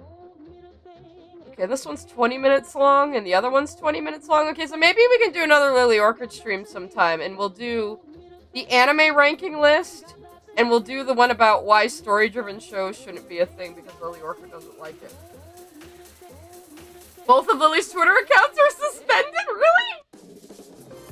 Was it the writing tips? Was that what did it? Just banned Lily for those awful writing tips? I have seen that video. There's a video that's like 2 professional writers talk about Lily Orchard's writing tips, and they're calling her out like on every single tip that's just like... Every single tip that's basically just like, I don't like She-Ra. I don't like Steven Universe. You know, it isn't writing advice at all. Oh, God. Yeah, I don't know what Lily wants out of entertainment, honestly. Except maybe, like, Seinfeld. Like, that seems to be the only thing Lily likes. Friends or Seinfeld. It's fine. You can have the media taste of a 50-year-old depressed Jewish mom or whatever. But... Don't review cartoons then. Cause like I cut it out, but Lily does at some point say like, I don't like fantasy adventure shows. So it's like, then why is that all you review? Review Friends then. I've watched like an hour-long video on sitcom reviews from Jose, I think his name is. And that's interesting because he's able to make it interesting. I don't even like sitcoms. But he makes it interesting to talk about. So I watch his video. Oh yeah, I'm not saying I hate Anthe. I love Anthe, but Anthe is a very complicated character that a lot of people don't get the first, like, 5 times they watch Utena. You know? But once you start to understand that Anthe is, like, purposely fucking with people sometimes, you start to watch her a little more closely. And you start to realize, like, she wasn't waiting for a prince to save her. She is part of her brother's scheme. But Utena is the one who got her out of that cycle and got her out of that situation just from being a noble soul, basically. Being a truly noble soul. Not a fake, like, I'm a prince who's gonna save everybody, unrealistic ideal that's completely unsustainable. Or true nobility that those childhood stories are actually trying to get at. You know, that's the whole fucking point.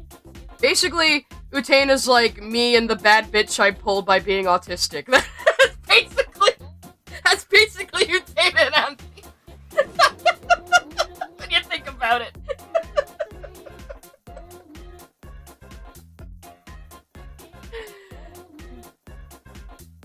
And I think Lily also, like, makes the mistake of thinking, because, you know, it's unfortunate from an American perspective, that Anthy and Akio are like the only people with dark skin in the entire fucking anime. But it doesn't mean anything. That is just Chiho Saito's style. You see any other of Chiho Saito's characters? She's one of those mangaka who uses, like, the same character designs all the time. Like, here's some of her other work that isn't Utena. She's just one of those mangaka who just uses the same fucking character designs constantly. You know, she's just one of those. So she just likes swarthy dudes. You know, so it just so happened that she designed Akio and Anthy to look Indian. It doesn't mean anything. It's just a design. It means absolutely nothing in the plot or in the symbolism or anything. And we have to stop imposing American politics and values onto fucking Japanese media. Can't do that. Like, I've had to warn a lot of people, like, okay, look, Japan likes to do a lot of funny transvestite characters, so even if a character may appear to be gay or transgender to our Western eyes, usually it's just like, haha, funny cross-dressing man. So, like, try to be careful with that, you know? That's just how Japan is, I'm sorry, you know, you have to deal with it. It's like, yeah, you can disagree with it, but you can't pretend like this completely different culture has to follow the same cultural sensibilities as America. That's just fucking stupid. Like, all these people being really xenophobic about Japan and anime recently. It's like, no, you're just being fucking xenophobic. You know, you're not being progressive, you're just being racist. Which seems to happen a lot with the kind of progressive people like Lily Orchard are, which are fake ones. But, you know. You think I'm doing another 90s crossover sitcom thingerdoodle? That's cool, Jaden. For those who know, Jaden's one of my regulars and is doing a Brady Bunch and Carrie crossover, which is a very interesting concept. It's a fanfic, right? I think? Yeah, it is, right? But yeah, you should watch Utena. I mentioned, you could say Revolutionary Girl is Colorblind Classic. Yeah, and the other thing is Anthy and Akio are meant to be kind of otherworldly. They may not even be people. They might be constructs. They might be demigods. They could be anything. You know? They're not precisely actual human beings. They are something otherworldly, and their presence has transformed Otori Academy into this sort of unreality. Especially Akio with his fucking observatory that projects the fairy tale illusions onto the world. That's why only the duelists can go to the forest behind the school, because none of that's actually happening. The duels all represent some personal problem happening within the duelist. So none of that's, like, literal. Nothing in Utena is literal. Absolutely fucking nothing in Utena is literal. Except maybe the one scene where Anthy tries to commit suicide by jumping off Otori Tower. That scene is so different from every other scene in the show. That's the only one that actually feels, like, real. And that you can kind of reliably feel is, like, actually happening literally. That's, like, the one scene. Everything else in Utena is not literal. And that's why people like Lily Orchid have fucking trouble with it. What was I looking up? Oh, yeah. If you go to Nozomi, Nozomi is apparently who owns Utena now. And they have both the sub and the dub up there. I recommend the fucking sub. Because the dub is a 90s dub, please do not watch it for your own fucking sanity. Here's the link. If you want to watch Utena. Every single episode, subtitled. This is where I took all the footage from, too, for my video. Let's watch the opening, though, because the opening is pretty baller. So, like, when I was a teenager, my friend loaned me a VHS fan sub of Fushigi. Nobody knows what the fuck that is anymore. On the very end of that fan sub, the fan subber had added an episode of Utena. I guess to advertise the other stuff they do. So I'm just innocently watching a completely different fan sub when this happens.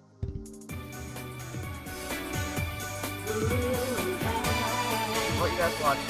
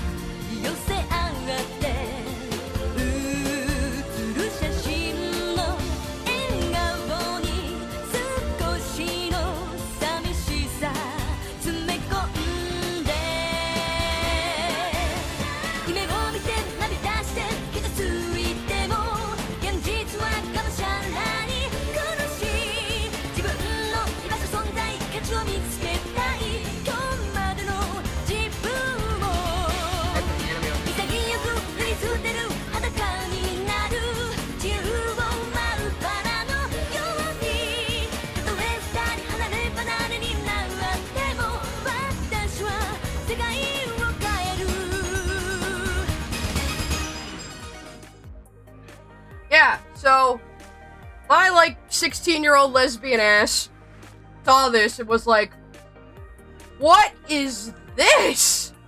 What is this? I was captivated immediately. Yeah, like I said, nothing in Utena is little, but you notice all the revolutions in the title sequence? How things keep spinning like a revolution? Revolution has two meanings in Utena. It can mean revolution as in disrupting a system, it can also mean revolution as in one complete cycle. Aha! So, you have to know which is which when it's happening in the show. Now see, in the original series, I will say this, because everyone's always, I explained this too in, when I was talking about Utena originally, but it didn't make it into the 12-minute video, because I was trying to keep it cut down, and it wasn't that important, and also I was eating while I was talking, because I'm a terrible streamer, and I wasn't expecting to make videos out of what I was saying. A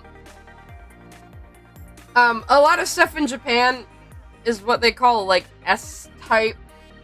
So there's this kind of homophobic idea in Japan that young girls will replicate relationships with each other until they're ready to be with men, and then any woman who's a lesbian is just immature and you know, stubborn or something.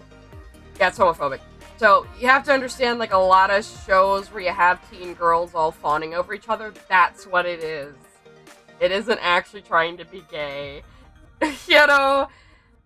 But I think Utena managed to, like, slip in pretending to be one of these S-type shows.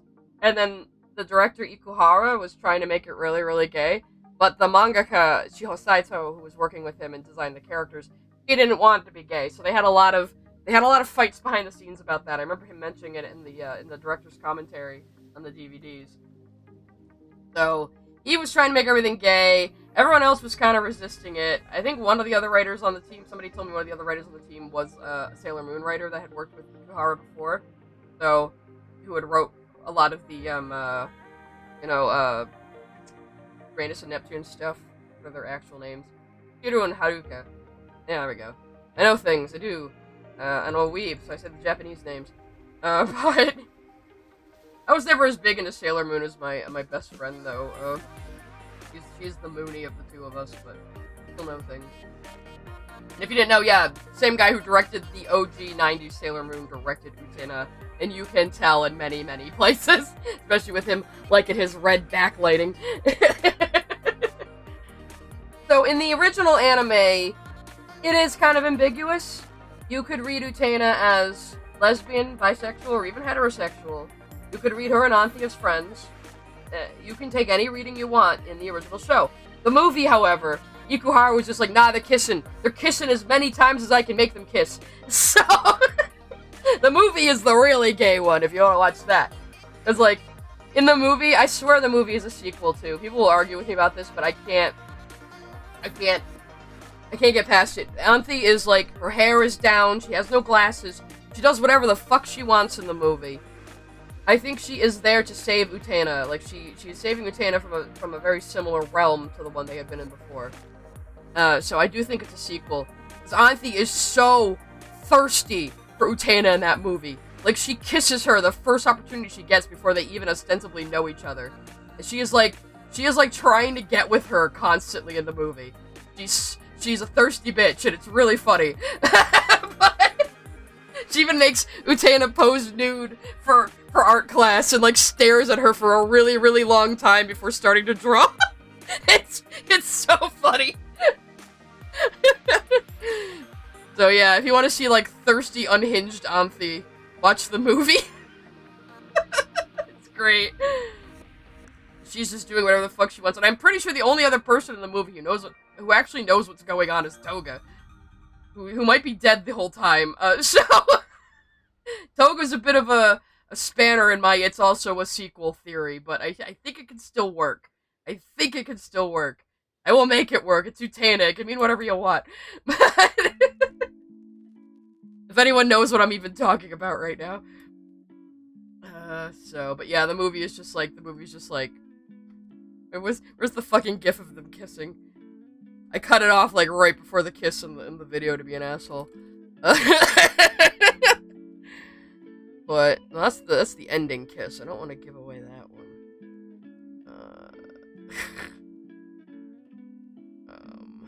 Me the GIF. I can't find any without fucking like text over it. Memes. That's okay. We have a still picture of it. It's fine. So, yeah, like, first fucking chance she gets, Anthe is, like, on her. I'm telling you. Like, let's find the video. Tana movie. Anthe. Cause, like, we start with Anthe in the same situation she was in with Saionji. And Saionji, quote-unquote, owning her as the Rose Bride. But then she just fucks off and like, tackles Utena, kisses her, and lets her pull out the sword, and just does whatever the fuck she wants. There we go. Better not be the dub. Oh, shit, I just clicked on... I don't know why YouTube is lagging so badly. Oh, I clicked on the fucking episodes by accident. Get out of here. Shut up, Toga! Alright. Utena obviously doesn't know what's going on in the movie, though. She has no fucking clue. Why are you going back to this? I'm trying to click on that link. Oh my god. I close some of the other fucking shit I have here. I have fucked something up royally here. Okay, Utena. Movie. Anthe. Yes.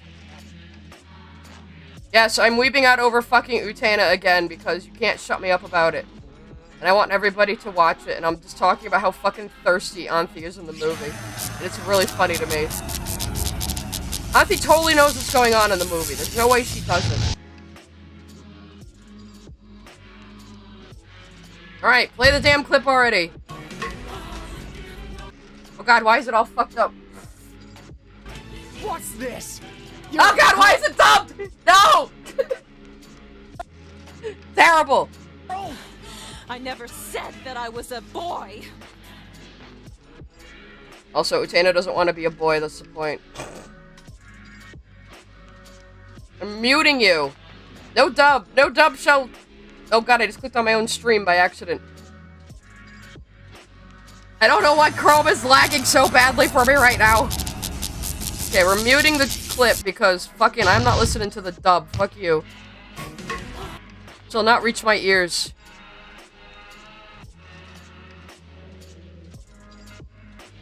Anyway. Why is it so bad quality, too? So anyways, it's the same setup where she's fighting Saionji with a fake sword, just like the show. And he's like, aha, you're stupid. You can't beat me, because I have a real sword. Aha, dumb girl. And he's about to kill her, and then Anthe's just like, yeah, fuck this. Doing what I want, because I'm free, Anthe. And Utena's like, whoa, hi? We just met. And Anthe's like, oh, we've met before, baby. You know? So, yeah, anyway. So, Anthe is incredibly fucking thirsty for Utena the entire movie, and it's wonderful. And Utena has no idea what's going on, but she goes along with it anyway.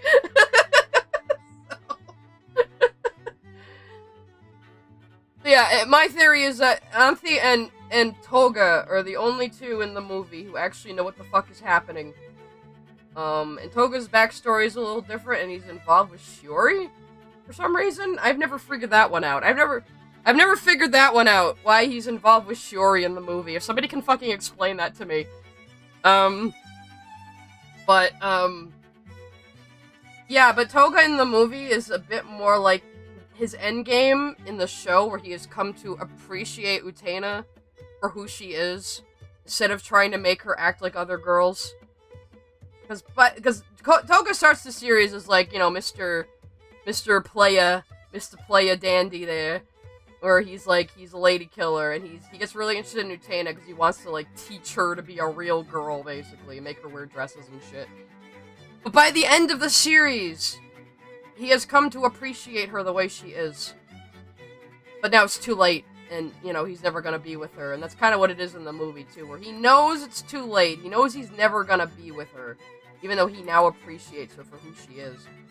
But they do have a little moment in the movie where that possibility drifts to the surface before he exits from the film. And it's actually a very nice scene. So, and again, you can again read Utena as maybe bisexual in the movie. I know Rebecca Sugar reads her as bisexual, but again, in the main show, that's kind of up in the air a little bit. Honestly, I mean, personally, I'd prefer to see her as a lesbian, and that whole thing with Akio was just, her being really confused. But I can't have my way either. So, it's unfortunate for me to say that I do think Rebecca Sugar maybe doesn't fully understand Utena, though.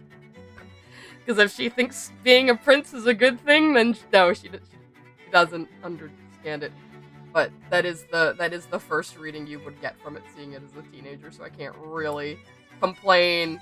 And I'm an Utena snob, so yeah. But like I said before, though, I am a bit of an old taku, so like all my favorite anime is like Utena, Serial Experiments Lane, The Slayers, shit from the 90s mostly. I think of the most like I said, the most current thing I've watched is Cyberpunk Edge Runners. I think something else I watched recently that's newer. I don't think so. God, I made her pigtails so big. This is what happens when I'm drawing hair and I'm not paying attention to what I'm doing. I don't know why all the Utena movie clips are like labeled hot kiss for, I don't know. I guess they are. Actually, the footage I got from the movie for my Utena cut, I found the movie completely raw Japanese with Spanish subtitles up on YouTube. So it's up there, but it's in raw Japanese with Spanish subtitles. Luckily, I have it on DVD, but it is hard to find these days. One of your teenage gods with inspiration from Pink Diamond. That makes sense. I do say that the diamonds are gods. That's the other thing. I have people in my comments still like, well, I know you explained it, like, thoroughly in your video, but I still think that diamonds are fascist, though. Because, like, they discriminate against people with disabilities and, like, marginalized people and things. And I'm like, every single human culture on Earth has and does discriminate against marginalized people. I think it's really dangerous to pretend that like that can only be fascism, because then you're like, well, I'm not a fascist, so clearly I couldn't be complicit in anything like this. I think that's a very narrow understanding of anything. And also, they're not fucking fascists. They're just aliens with a very Plato's Republic, very insect colony social structure. Fucking God. Talk about the most recent chat message from Twitch. Which one? The Ko-fi bot? I'm sorry about the Ko-fi bot. I didn't know it was gonna be that frequent. I'm not trying to e-bag, I promise. Though if you do want to contribute money to my caffeine fund, I will not say no. I am fueled by caffeine and cannabis, everybody. Not so much this week, since I can't fucking breathe. I do have a DVD collection. It's sitting right above my computer area. My computer area is actually, I pulled the doors off a walk-in closet in my room, and like that little nook is my computer area in my office, basically. So I have all my DVDs on a shelf above me, even though I never put DVD drives in my new computer. So yeah, I have a copy of the Steven Universe movie on DVD just to have it. I have the movie on digital too. I honestly see the diamonds as like a separate thing from gems. Like, I think there's a difference between a diamond and a gem. And like, gems are kind of like a species of diamonds invented in their own image, but they're obviously something much higher and much more powerful and much more metaphysical than your average gem. So, and like, the diamonds are like a godhead. Like, calling them fascist just seems too simple to me, I've always explained it like, imagine you're playing The Sims, right? You have all these little automatons that are made to look like people that you control. And say one of your Sims starts acting up, and it starts disrupting your game. What do? Well, first you might try to correct it, give it different commands. If it doesn't follow your commands, then what do? You reset the sim, right? If resetting the sim doesn't solve the problem and it's really starting to disrupt your game, you might just delete the sim outright. That's the diamonds. Never would you assume a sim is a thinking, living person like you that maybe wants its freedom. That would not occur to you, ever. But why would it occur to them? Like, I don't understand people who really want to humanize the thinking of gems. Like, why do you want to make gems less interesting? I never understand that. They're supposed to be alien. They think like aliens. They operate like aliens. They don't operate on a human level, and they shouldn't. That's what makes them interesting. And also, they're metaphors. Everything about gems is a metaphor. It's like Utena. Nothing is, like, perfectly literal. And you can use them as a metaphor for many, many different things. You know, my sim must drown, yeah. Pink Diamond was taking she was taking the ladder out of the swimming pool before she realized gems are people. She was locking them in a room and making them cook until it's set on fire. That was Pink. My favorite Steven Universe episode is Hit the Diamond. I say that's like a perfect episode, and the episode I would use to introduce people to the show. Even though it has some spoilers in it, I don't care. I think Hit the Diamond is a perfect episode to show people the humor of the show, how the characters interact, and also a bit about gem lore, since you have all the rubies there, all calling each other Ruby and not being confused about that. But they can't even keep track of how many of them are supposed to be there. Which I fucking love. That's the other thing, and it always annoys me when people try to give gems nicknames or individual names. Or personal names. It annoys me. I know it's really hard in fanfiction to have a bunch of characters with the same fucking name, but you can do it. Or at least call them by their nickname in the text, but not in dialogue. Because, like, gems have no problem and no confusion all calling each other the same name. It makes sense to them. And that's part of why they're unique. Not having individual names has never been a problem for them, and not having individual names doesn't mean something isn't free either. You know? It's just how they work. And it's like, stop making gems less interesting! And I know, I guess there's no stuff, but like when we were doing Spinel House, there was like a little side blog when a bunch of my friends were still doing Spinel AUs too, and we had a thing called Spinel House.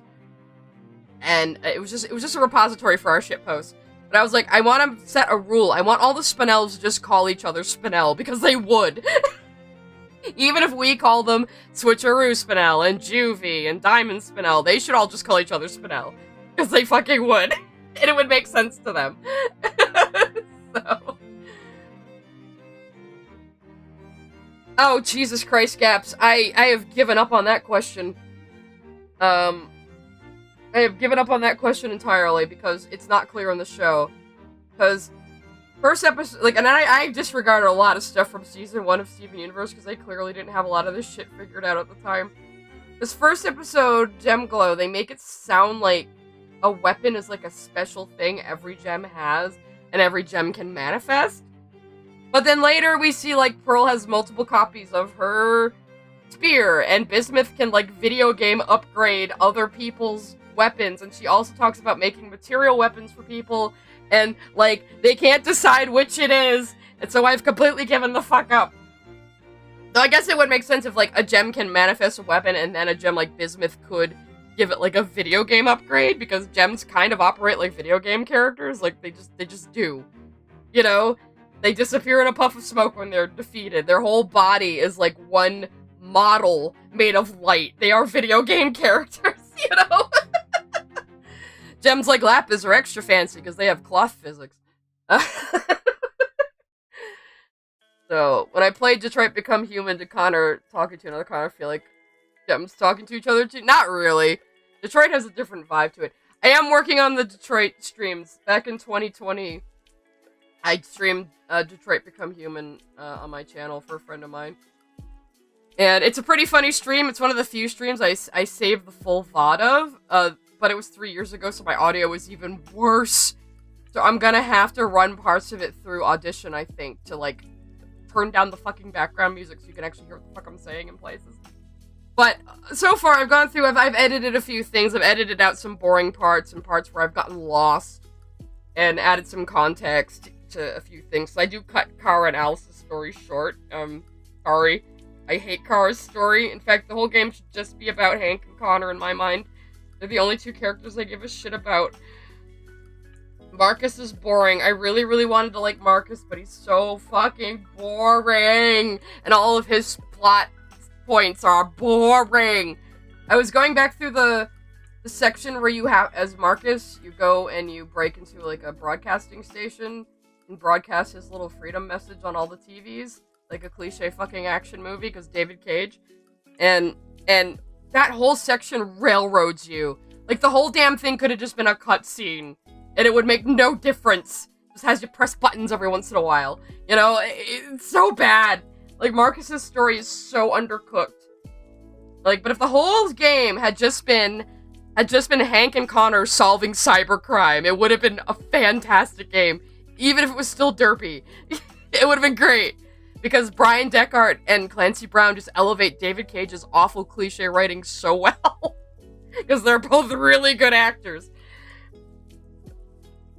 Ugh. Oh, Skrill saying, like, what if the diamonds or some other alien race's experiment gone wrong? I like the idea of the diamonds having been an invention of another race, but I also like the idea of the diamonds having come about through some sort of cosmic, you know, circumstance that just, the conditions were just right for them to basically hatch from Homeworld. You know, I kind of lean more toward that personally, but I hope we never get a direct answer on the diamond's origin, because it's just more fun to speculate. It's more fun that it's a mystery, and they should keep it that way. So, or maybe give us like little hints, maybe, but never fully explain it. Don't. It's not worth explaining it. It's better when it's not explained. Sometimes things don't have to be fucking explained. So, I want to make a gem that's good at unarmed combat because they can never manifest a weapon. That's an interesting. But like, so look at like Sapphire. Does she have a weapon? I don't think she does. Or Lapis. You know, I guess Lapis wouldn't fucking need a weapon. I always argue Spinel wouldn't fucking need a weapon either, because she can do anything as long as it's entertaining. But I did give her that big hammer, and then I immediately took it away because I didn't want to. I didn't have the page up, but I immediately took it away because I didn't want to draw it anymore. You were most interested in Kara? Why? Like, I give away the plot twist with Kara's story pretty early on in the stream because it makes me angry. And it's dumb, and it obviously wasn't planned the entire time, and I guessed it anyway when I watched the Let's Play. As soon as we get to that scene where they try to escape from Connor by running onto the highway, I figured out the twist. Because none of the cops were very concerned about a little girl being dragged onto a high-speed highway by a robot. And they said androids plural during that scene, so I said, oh no. Don't fucking tell me. Yeah, that's what they went with, and it was really fucking stupid. And it made the early parts of the game make no sense! Don't get me going on that again!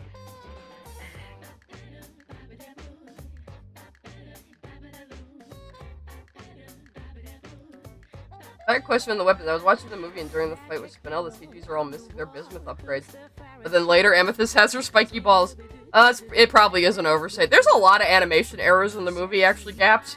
Like, I've just watched it so many times, I can't unsee the animation errors anymore, and it drives me crazy. But I still love it. I still love the movie. That's the other thing, too. Like, I pointed that out to a few people who were like, you know, bitching about my video and making fun of Lily, and, like saying, like, oh, you can't just say Lily is wrong for having criticism. Like, I made more fun of things that actually happen in the movie than Lily does. Because Lily just lies about what happens in the movie, and I'm over here fucking clowning on it. Because there is a lot to clown on in the fucking Steven Universe movie. Like that one scene, like, where Spinell's freaking out, all, like, 8 characters are just standing in the background watching her and Steven talk when they could have, like, intervened at any point. That always makes me laugh. Because, yes, I know it's hard to keep track of that many characters in a fucking movie. I understand. But it's still really funny. And then, of course, the whole joke that Lapis could have flown him to the top of the injector instead of making him fucking climb the damn thing. Like, there's a shot of Lapis just hovering in the air with her wings, watching Steven struggle to climb up the injector, and it's like, bitch, what are you doing? so good. Yeah, the movie has a lot of problems. I don't care. It's fun. Things can be fun sometimes, and it's cute. And it broke my brain, and now I'm a Steven Universe fan artist.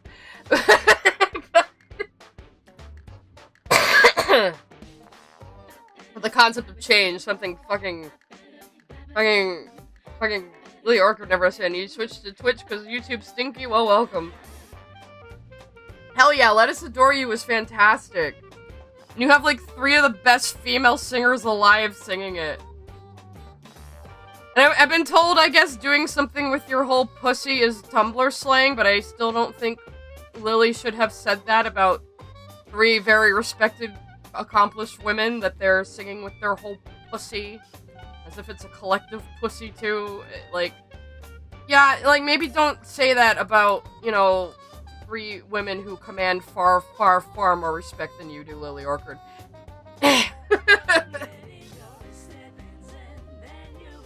Far more respect than me, too, mind, but way more respect than Lily Orchard.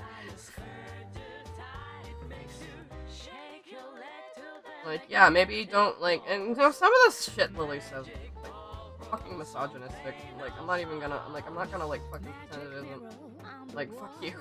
You know? And don't forget the racism, the fucking, like, blatant fucking racism Lily displayed in that section on Garnet. That made me scream because it came so out of left field. And I have many, many black people in my comments saying, yeah, that was complete horseshit right there. And I had black people in my chat as it was happening going, yeah, that's pretty bullshit right there. So, yeah, I think I'm a little on point on this. I mean, I know I'm white as the driven fucking snow, but I think I'm on point.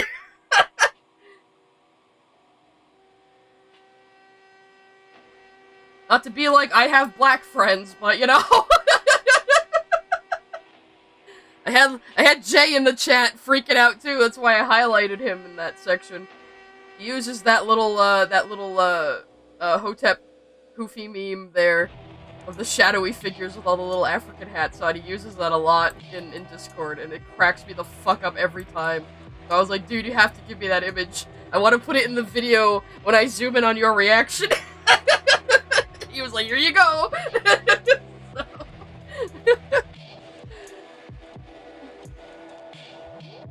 Let's see, I'm missing the YouTube chat, I'm sorry. Yeah, I'm spoiling Detroit a little bit here, but it's an old game, guys. I think I'm allowed. You watched Season 5 SU for the first time? Really? Huh. Yeah, heck, I go into that too in the stream. Like, they can remove the little LED and what, it does nothing but be an LED? Really?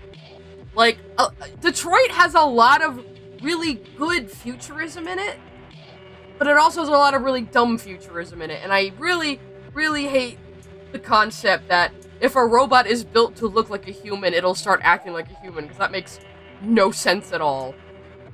A robot is never gonna have the same exact perspective or way of navigating the world as a human does. It just cannot happen. And fucking Marcus never gets called out for just, like, agent smithing other robots. Like, he just converts them to his side. How do we know he's not controlling them?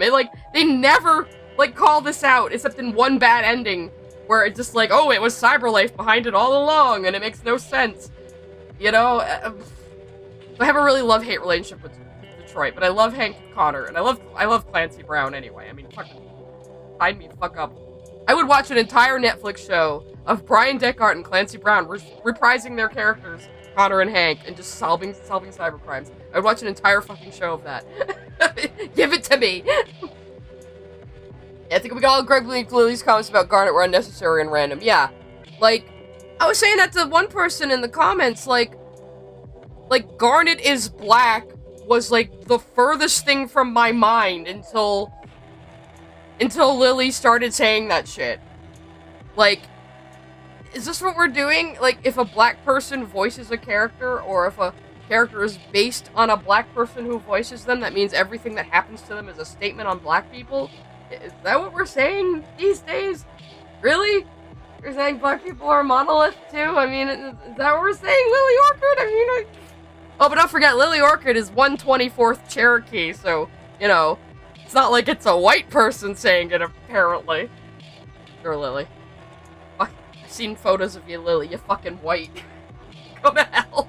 Every other white person in fucking the United States and Canada says, oh, I'm part Cherokee. No, you're fucking not. You're just saying that to sound mystical. And guess what? Native Americans still exist, you know. They're not some faraway mystical people that once existed. They're still around, despite our best efforts. So, I think I said that too. Like, I was in the scene where Marcus was giving his speech. I was listening to it back while I was editing it, and well, that was way too big.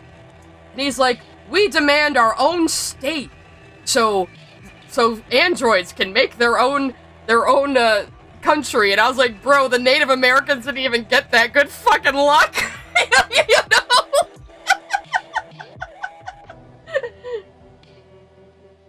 So bad. David Cage now denies he was trying to do a very on-the-nose racism allegory, even though it's a very on-the-nose racism allegory, and you can fucking tell, you know, and he's French, not American.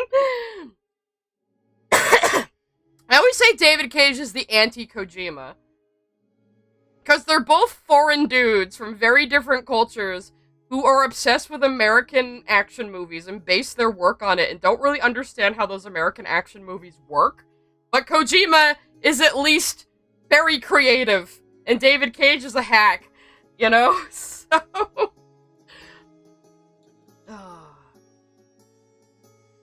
But no idea Marcus was the main character. Was he supposed to be? I consider Connor and Hank to be the main characters, but this is me. Yeah, VAs are their characters. Why people sent Laura Bailey a threat who didn't like The Last of Us. Oh, yeah. Like, I have no horse in the game when it comes to The Last of Us. I'm not a PlayStation player.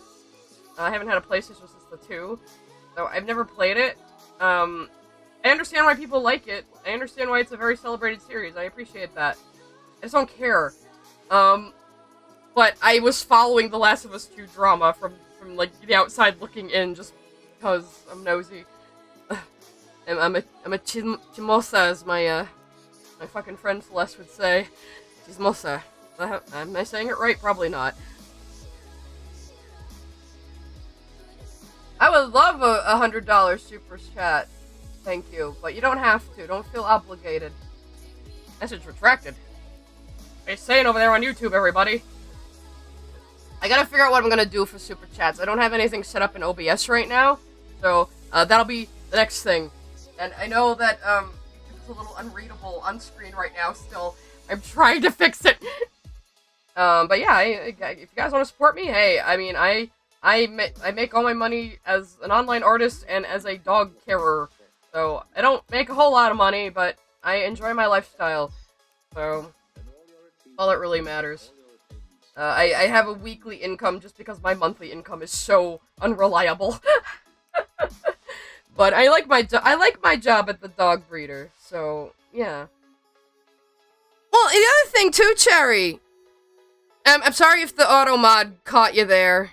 I don't know if you deleted that message or the auto mod did. I am not very familiar with how YouTube works, still. So that's not me doing it. But that's the other thing I said. Like, there's if you watch the behind the scenes of the Steven Universe movie, there's a very touching interview with, Estelle. And she talks about how, you know how in True Kinda Love, Steven has a little verse? Where he sings the part like, I'll, how does it go? you know, Steven has a little verse in True Kinda Love in the movie. And Estelle's talking about how that was actually her idea, because she thought that verse sounded more like Steven. So she thought he should have that verse in the song instead of her. And she said that she was so, happy that she was able to work on a show where she got to make creative input like that. So when Lily Orchid is over here acting like Estelle is completely oblivious that her character is racist, I think about that and I get angry. Because her, Dee Dee, Michaela, they all had creative input into the show, and things about their characters were directly based on them. Like, Sugar took a lot of inspiration from the voice actors for things about the characters. The reason Steven wears a jacket in Future is because Zach Callison took up wearing jackets all the time, and he would always have these really weird, out there jackets he would wear. So she took inspiration from that. Amethyst meeting the Famethyst and meeting up with other Amethysts and learning about her origins was based on a real experience Michaela Dietz had because she's adopted, you know? And Estelle is, of course, obviously just fucking... Or Estelle is Garnet's gemstone. Yeah, Garnet is obviously Estelle's just fucking gemstone, like, straight up. A lot of people are like, I wonder what human Garnet would be like. I mean, you mean Estelle? She would just be Estelle. Estelle is just Garnet. You know? So when you're out here saying, like, Garnet's actually a very racistly written character, and clearly the black voice actor who voiced this character that is based on her wouldn't know somehow. You know, those poor black people who need a white savior who is 1/24th Cherokee to come and tell them that the character they're voicing is racist, actually, because of a dog shit interpretation that is actually just the person making it being fucking racist. You know? Kind of makes me a little pissed off. Especially after having listened to that interview with Estelle and how touching it was. That, yeah, she got to have creative input on the show, and her opinion was listened to. And Rebecca Sugar respected her input, you know? She said she was always, too, like, talking to Rebecca and saying, like, well, how do you want me to sing this? Do you want me to sing it like you did, or... And Rebecca was always like, no, sing it how you would, you know? Don't sing it like me, don't sing it like my demo, sing it how you would. You know, she wanted the unique voice of everybody to be on the show. So, like, you just saying these things because you're just assuming everybody is as miserable a bastard as you is just fucking bullshit. Hey, Mabel, I'm not taking commissions at the moment just because I've been a little chaotic at the end of last year and the beginning of this year. Like, I didn't expect to, like, make YouTube partner this year. This was not a plan I had. I did not plan any of this. I'm just going with the flow as usual. But, I will be opening up commissions again at some point this year. I want to actually use Artistry. I was made aware of that service recently, and it's like a service for artists that people can commission you through, and you can keep track of commissions and keep track of, like, your slots and stuff. And I think that would be better for everybody. It would be better for me to be able to keep track of things, and better for people who don't like emailing me, because the way I did it before was I'd have, like, send your commissions to this email address so I can have a paper trail so I can remember what the fuck I'm doing. Assigned YouTuber by Google. Yeah, kinda. Fucking kinda. Assigned YouTuber by all you people who came and watched my video. Thank you, by the way. I just wanted to make a funny video out of me bitching at this person who's dumb. Oh boy, I'm really losing my voice though. I think I'll stop at 4:30 in like about 20 minutes because that's usually when I go feed my pets. So that's usually when I take a break. Sometimes I will go as late as 6 p.m. It's just I have been sick, unfortunately, and I'm starting to not be able to talk very good. Yellow and Blue Pearl are amazing. I love what Dee Dee does with her voice for all the pearls. This Pearl is basically just her voice, only slightly more nasally. And then for all, like, the pearls. Like, anytime I try to do a Pearl impression, it just comes out Yellow Pearl because I can't do Dee Dee's voice. And I go too far. So... Oh, it's okay. That's alright. Yeah, I gotta update my commission prices anyway, so I gotta get all that shit kind of sorted.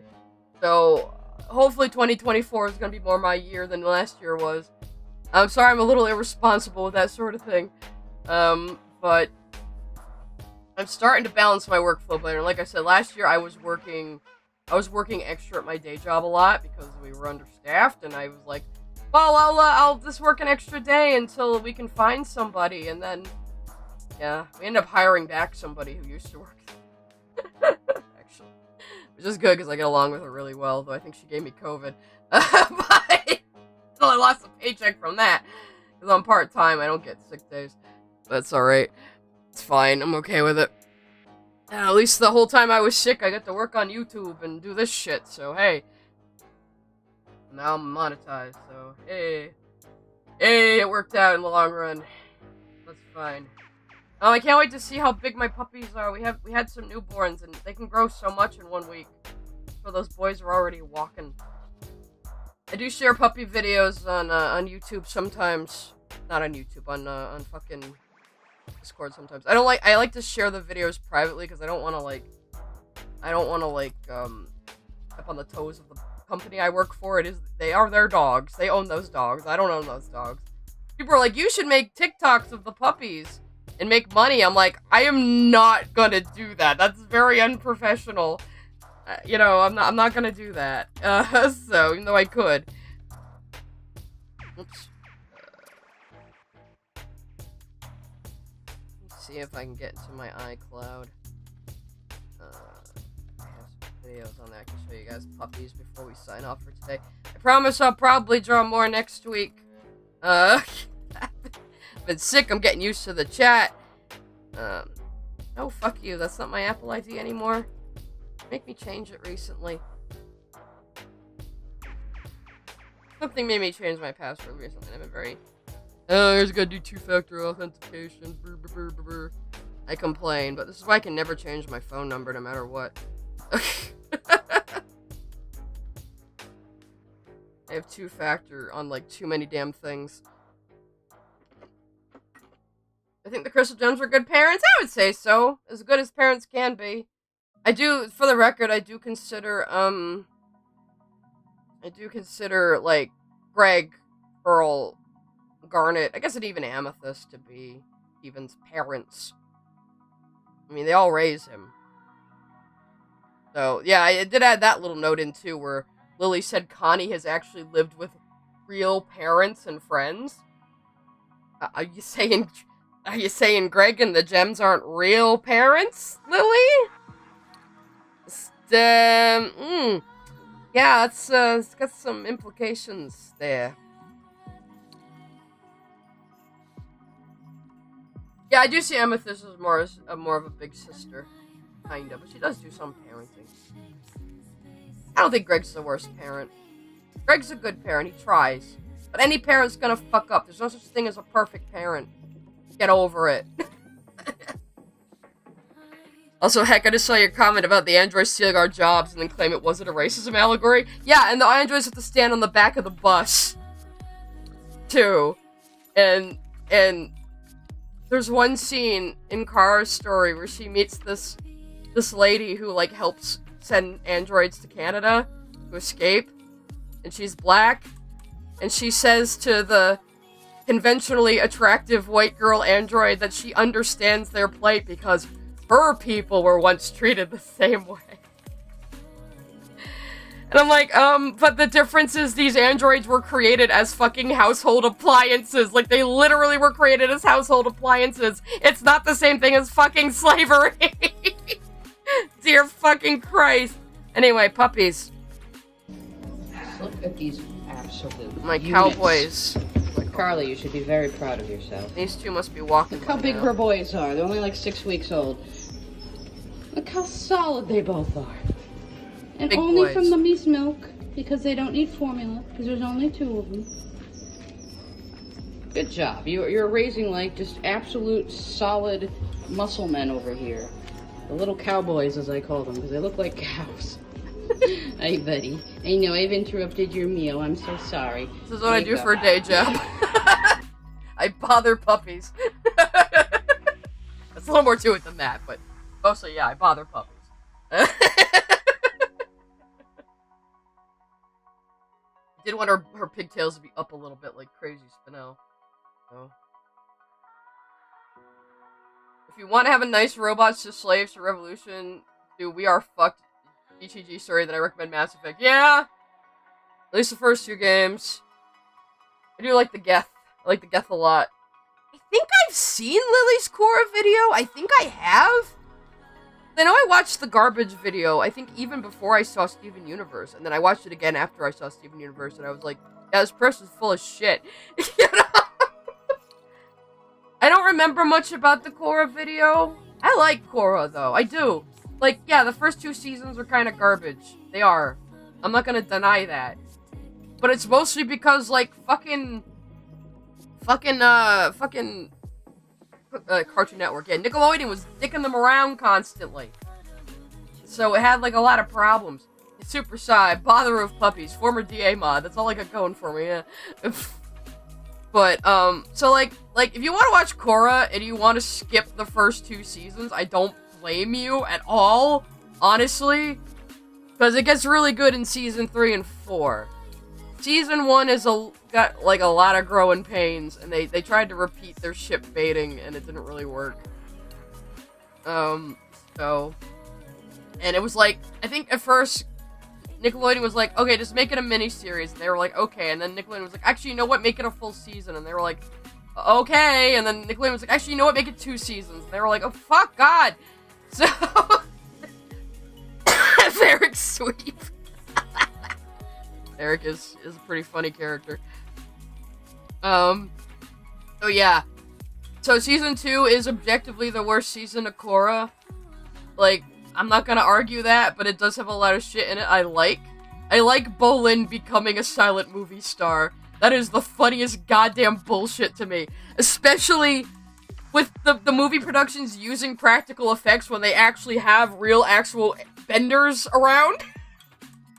It's just so funny. I love shit like that.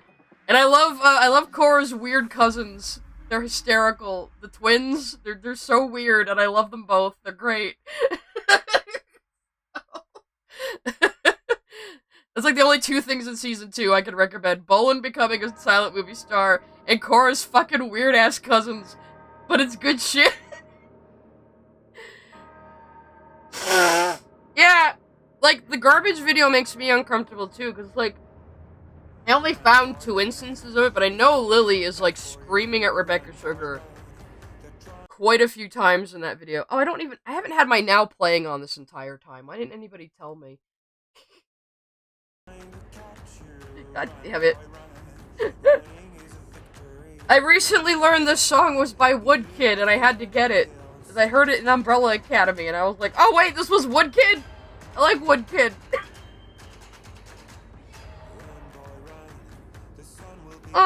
She would probably be more skilled than OG Spinel because she did fight in the war. She came into the war later than Pearl did. Because Pearl was gone by the time Spinel showed up. We will get into that when I do change your mind. That's my timeline. Pearl and Rose started the rebellion as usual. Bismuth disappeared as usual. And then at some point after they faked Pink shattering, Pearl got captured. And Rose didn't go back for her because it would jeopardize her new identity. That is how I have it in my story. Somebody actually wrote a fanfic of that. I need to find it again sometime. Somebody wrote a fanfic of that. And they were way meaner than I was. I was gonna have it like Pearl got poofed on the battlefield and got captured, and Rose only found out about it later. Nah, this person had Pearl surrounded and Rose run away! And then Pearl get poofed and captured. I was like, damn! You're way meaner than me! If you want to write Switcheroo fanfiction, I do not care. You go right ahead. I don't own these characters. I can't stop you anyway. But if you want to do like Switcheroo little comics, fan art, fanfiction, whatever the fuck you want, go ahead. Cool with me. Not like I make money directly off of it anyway. I mean, yeah, I have you guys supporting me and shit, but you know, I can't sell it. I was thinking of maybe one day making like a nice PDF of like every single bit of Switcheroo art, selling that on like Gumroad if anyone would be interested in that. Like make it nice with like little, you know, like an art book almost with like little tidbits about why I did certain things, etc. And sell it for like, I don't know, $5 if anyone would be interested in that. So yeah, I got the Rebecca, you and Ambien and Lily calling Rebecca a piece of shit. I'm sure Rebecca, you're a piece of shit, or Rebecca, what is wrong with you, happened more often than that, but I wasn't gonna re-go through the entire fucking garbage video to find them all. I was just scrubbing around for the pictures of Rebecca Sugar so I could find the instances where Lily is just like sounding like genuinely angry, like not even joking angry, like genuinely angry, saying like, Sugar, you're such a piece of shit, Sugar. You're on fucking drugs. You're huffing paint, Sugar. You know, which is kind of why I kind of had the same attitude when I was reacting to Lily. It's like, you can't dish it out. You know, if you can't take it, don't fucking dish it out, Lily. I'm gonna act the exact same way to you. You acted toward Rebecca Sugar because I'm an asshole. 'Cause I'm an asshole, Leo. I play that song at the beginning of all my streams. Yeah, this definitely came out way better than the sketch I had before. I still don't know if her sword grip is correct, but I'm going to look up a bunch of image references. I had some saved. There's a website called Photo Reference for Comic Artists that I use a lot. And it has a lot of, like, very specific poses and, situations that comic artists need, like weapons, foreshortening, stuff like that. Sorry, I've been reacting to the chat more than drawing. I know. I have to get used to having this many chat members. I'm so sorry. I'm so sorry, everybody. I'm actually gonna wrap up in like 2 minutes. So, yeah, I when I made the short of my Stockholm joke, I let Lily's video play because I had paused in the middle of that sentence, so it didn't flow very well. So I just played Lily's video and then put my comment in. So, but I like, after somebody told me that Scars thing Lily is writing is based on Stockholm, I was like, motherfucker, I should have left in my Stockholm joke! So, oh yeah, if people are interested in like a little art book or something, I can put something like that together. I used to do printing, I used to do, what do you call it? Desktop, design, something, I don't know. I've worked as a graphic designer, I guess. I'm in a diamond, like blue and yellow technically fused? I think so. Probably. Who knows, though? Yeah, like, that's what I said in my video, too. Like, Rebecca Sugar is, like, one of the most chill fucking people in the universe. And Lily's over here, like, you piece of shit! Ah! And then Lily's just, like, a goddamn provably piece of fucking shit. Like, I watched the whole video that pretty much proved Lily wrote Stockholm, and there was audio of Lily in the past, under a different identity, bragging about writing Stockholm. So, yeah. I'm gonna put that out there. So, yeah, I don't feel bad about saying anything about Lily Orchard, considering the content of that fanfiction. And Lily herself says, like, oh, if you write something like that, it means you approve of it in real life. So I guess by your own logic, you're a fucking pedophile, dude. Fuck off. Oh, but it's okay. Lily aged up the Cutie Mark Crusaders from 9 to 14. So it's okay, guys. It's okay that you wrote them having a threesome and then getting dicked by Futanari Rainbow Dash. It's fine. While calling Futanari Rainbow Dash intersex, which that is not how intersex works at all. They're not hermaphrodites. That's a really archaic, ignorant understanding of those medical conditions. Lily. So, yeah, sorry to gross you guys all out, but that is what Stockholm is. I will expose myself to these things, because I've been on the internet for 30 years, and I was a DeviantArt moderator. You can't really faze me. Let's see, and Uriel Smell does get to join the gems, but has no idea about Rose being pink. She doesn't know Rose is pink in mine either. It doesn't come up very often, but I have said that. I don't think I even finished explaining, did I? Yeah, she finds out that, Pink was shattered, quote unquote, because, an emergency message about it reaches the garden. That's how I have it. She gets the emergency broadcast that Pink has been shattered, and that's what makes her poof. So, I did show that. I don't think that's giving away anything. I did hint that she poofs when she gets that message. So. Not what you will, especially since I've given her the crazy eye in this comic. I wonder what things I could possibly be hinting at in the future by giving her the crazy pink eye. I wonder. I gave Spinel pink eye. That's what it. Yeah. Yeah, Lily is 31 years old and focuses on cartoons. I mean, I'm 40 and focused on cartoons, but I am also a cartoonist. You know, so I have worked professionally as a illustrator. Lily doesn't draw, as we know, and Lily, for some reason, thinks artists can't also be writers. Lily seems to think you have to be one or the other. Lily, just because you can't draw doesn't mean you can't write either. I mean, Lily, calling yourself a writer is a pretty big stretch. Lily claims to be a ghostwriter. How convenient.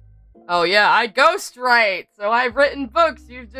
My name's just not on them, and I won't tell you what they are, but I'm totally a ghostwriter professionally, guys. Sure you fucking are. Sure you fucking are. Like, my best friend writes fucking lit RPGs for side money. Like, I know how this shit works. I know. Outing so hard saying writers can't be artists. I started to make fun of the art on Lily's channel, and then somebody told me it was Lily's wife's? I guess Lily's married? That's a horrifying prospect. Again, maybe Lily isn't as like this offline, but I have a feeling that's not true. Just saying. But yeah, I wasn't gonna make fun of the wife's art after I learned it wasn't Lily's art, because that's not fair. That person didn't do anything, you know. So that I know of anyway. So yeah, I'm not. Family members are off limits. I have youthful whimsy. That's something I like to hear. Let me read you a quote. Actually, I'll put it up on screen too. Oh God, what is his name? I'm like losing my. This is how we close out the stream today. C.S. Lewis's quote about childish things. I mean, I do watch, unlike Lily Orchard, I do watch shit for adults too. I just said I fucking love The Boys. And please do not watch The Boys unless you're like over 21. Please. It is very hard R. Anyway, I'm gonna read you out this quote in my froggy fucking voice right now. It's a quote I very much admire. It's by C.S. Lewis, the writer of the Chronicles of Narnia and the Screwtape Letters, who was a contemporary of J.R.R. Tolkien. They were friends. Critics who treat adult as a term of approval, instead of as merely a descriptive term, cannot be adult themselves. To be concerned about being grown up, to admire the grown up because it is grown up, to blush at the suspicion of being childish, these things are the marks of childhood and adolescence. And in childhood and adolescence, they are, in moderation, healthy symptoms. Young things ought to want to grow. But to carry on into middle life, or even into early manhood, this concern about being adult is a mark of really arrested development. When I was 10, I read fairy tales in secret, and would have been ashamed if I had been found doing so. Now that I am 50, I read them openly. When I became a man, I put away childish things, including the fear of childishness and the desire to be very grown up. I admire that quote very much, and I think it's true. If you're worried about what an adult you are, you're immature. That's all there is to it. Yeah, I like the gay space rock cartoon. I'm in my 40s. So what? You want to fight about it? It doesn't impact my ability to function as a normal adult in society, so who the fuck cares? Leave people alone about their interests and hobbies. As long as it's not, like, a detrimental effect on their life and their ability to be a functioning member of society, what the fuck does it matter? Let people have fun. Let people enjoy things, even if you're not into it. Who the fuck cares? Unless it's damaging something. You know? Have fun, everybody. And on that note, also go read Narnia and the Screwtape Letters. They're really good. Especially the Screwtape Letters. Anyway, on that note, I'm off for today. I am losing my voice at a rapid pace. We got some drawing done. Hopefully next time I will be a little less poorly. And I'll be able to keep up with both chats better. You guys might have to send me super chats just to get my attention. But we'll see. Anyway, thank you everyone for coming. I hope I will catch you next week. It'll be every Wednesday, 2 p.m. EST.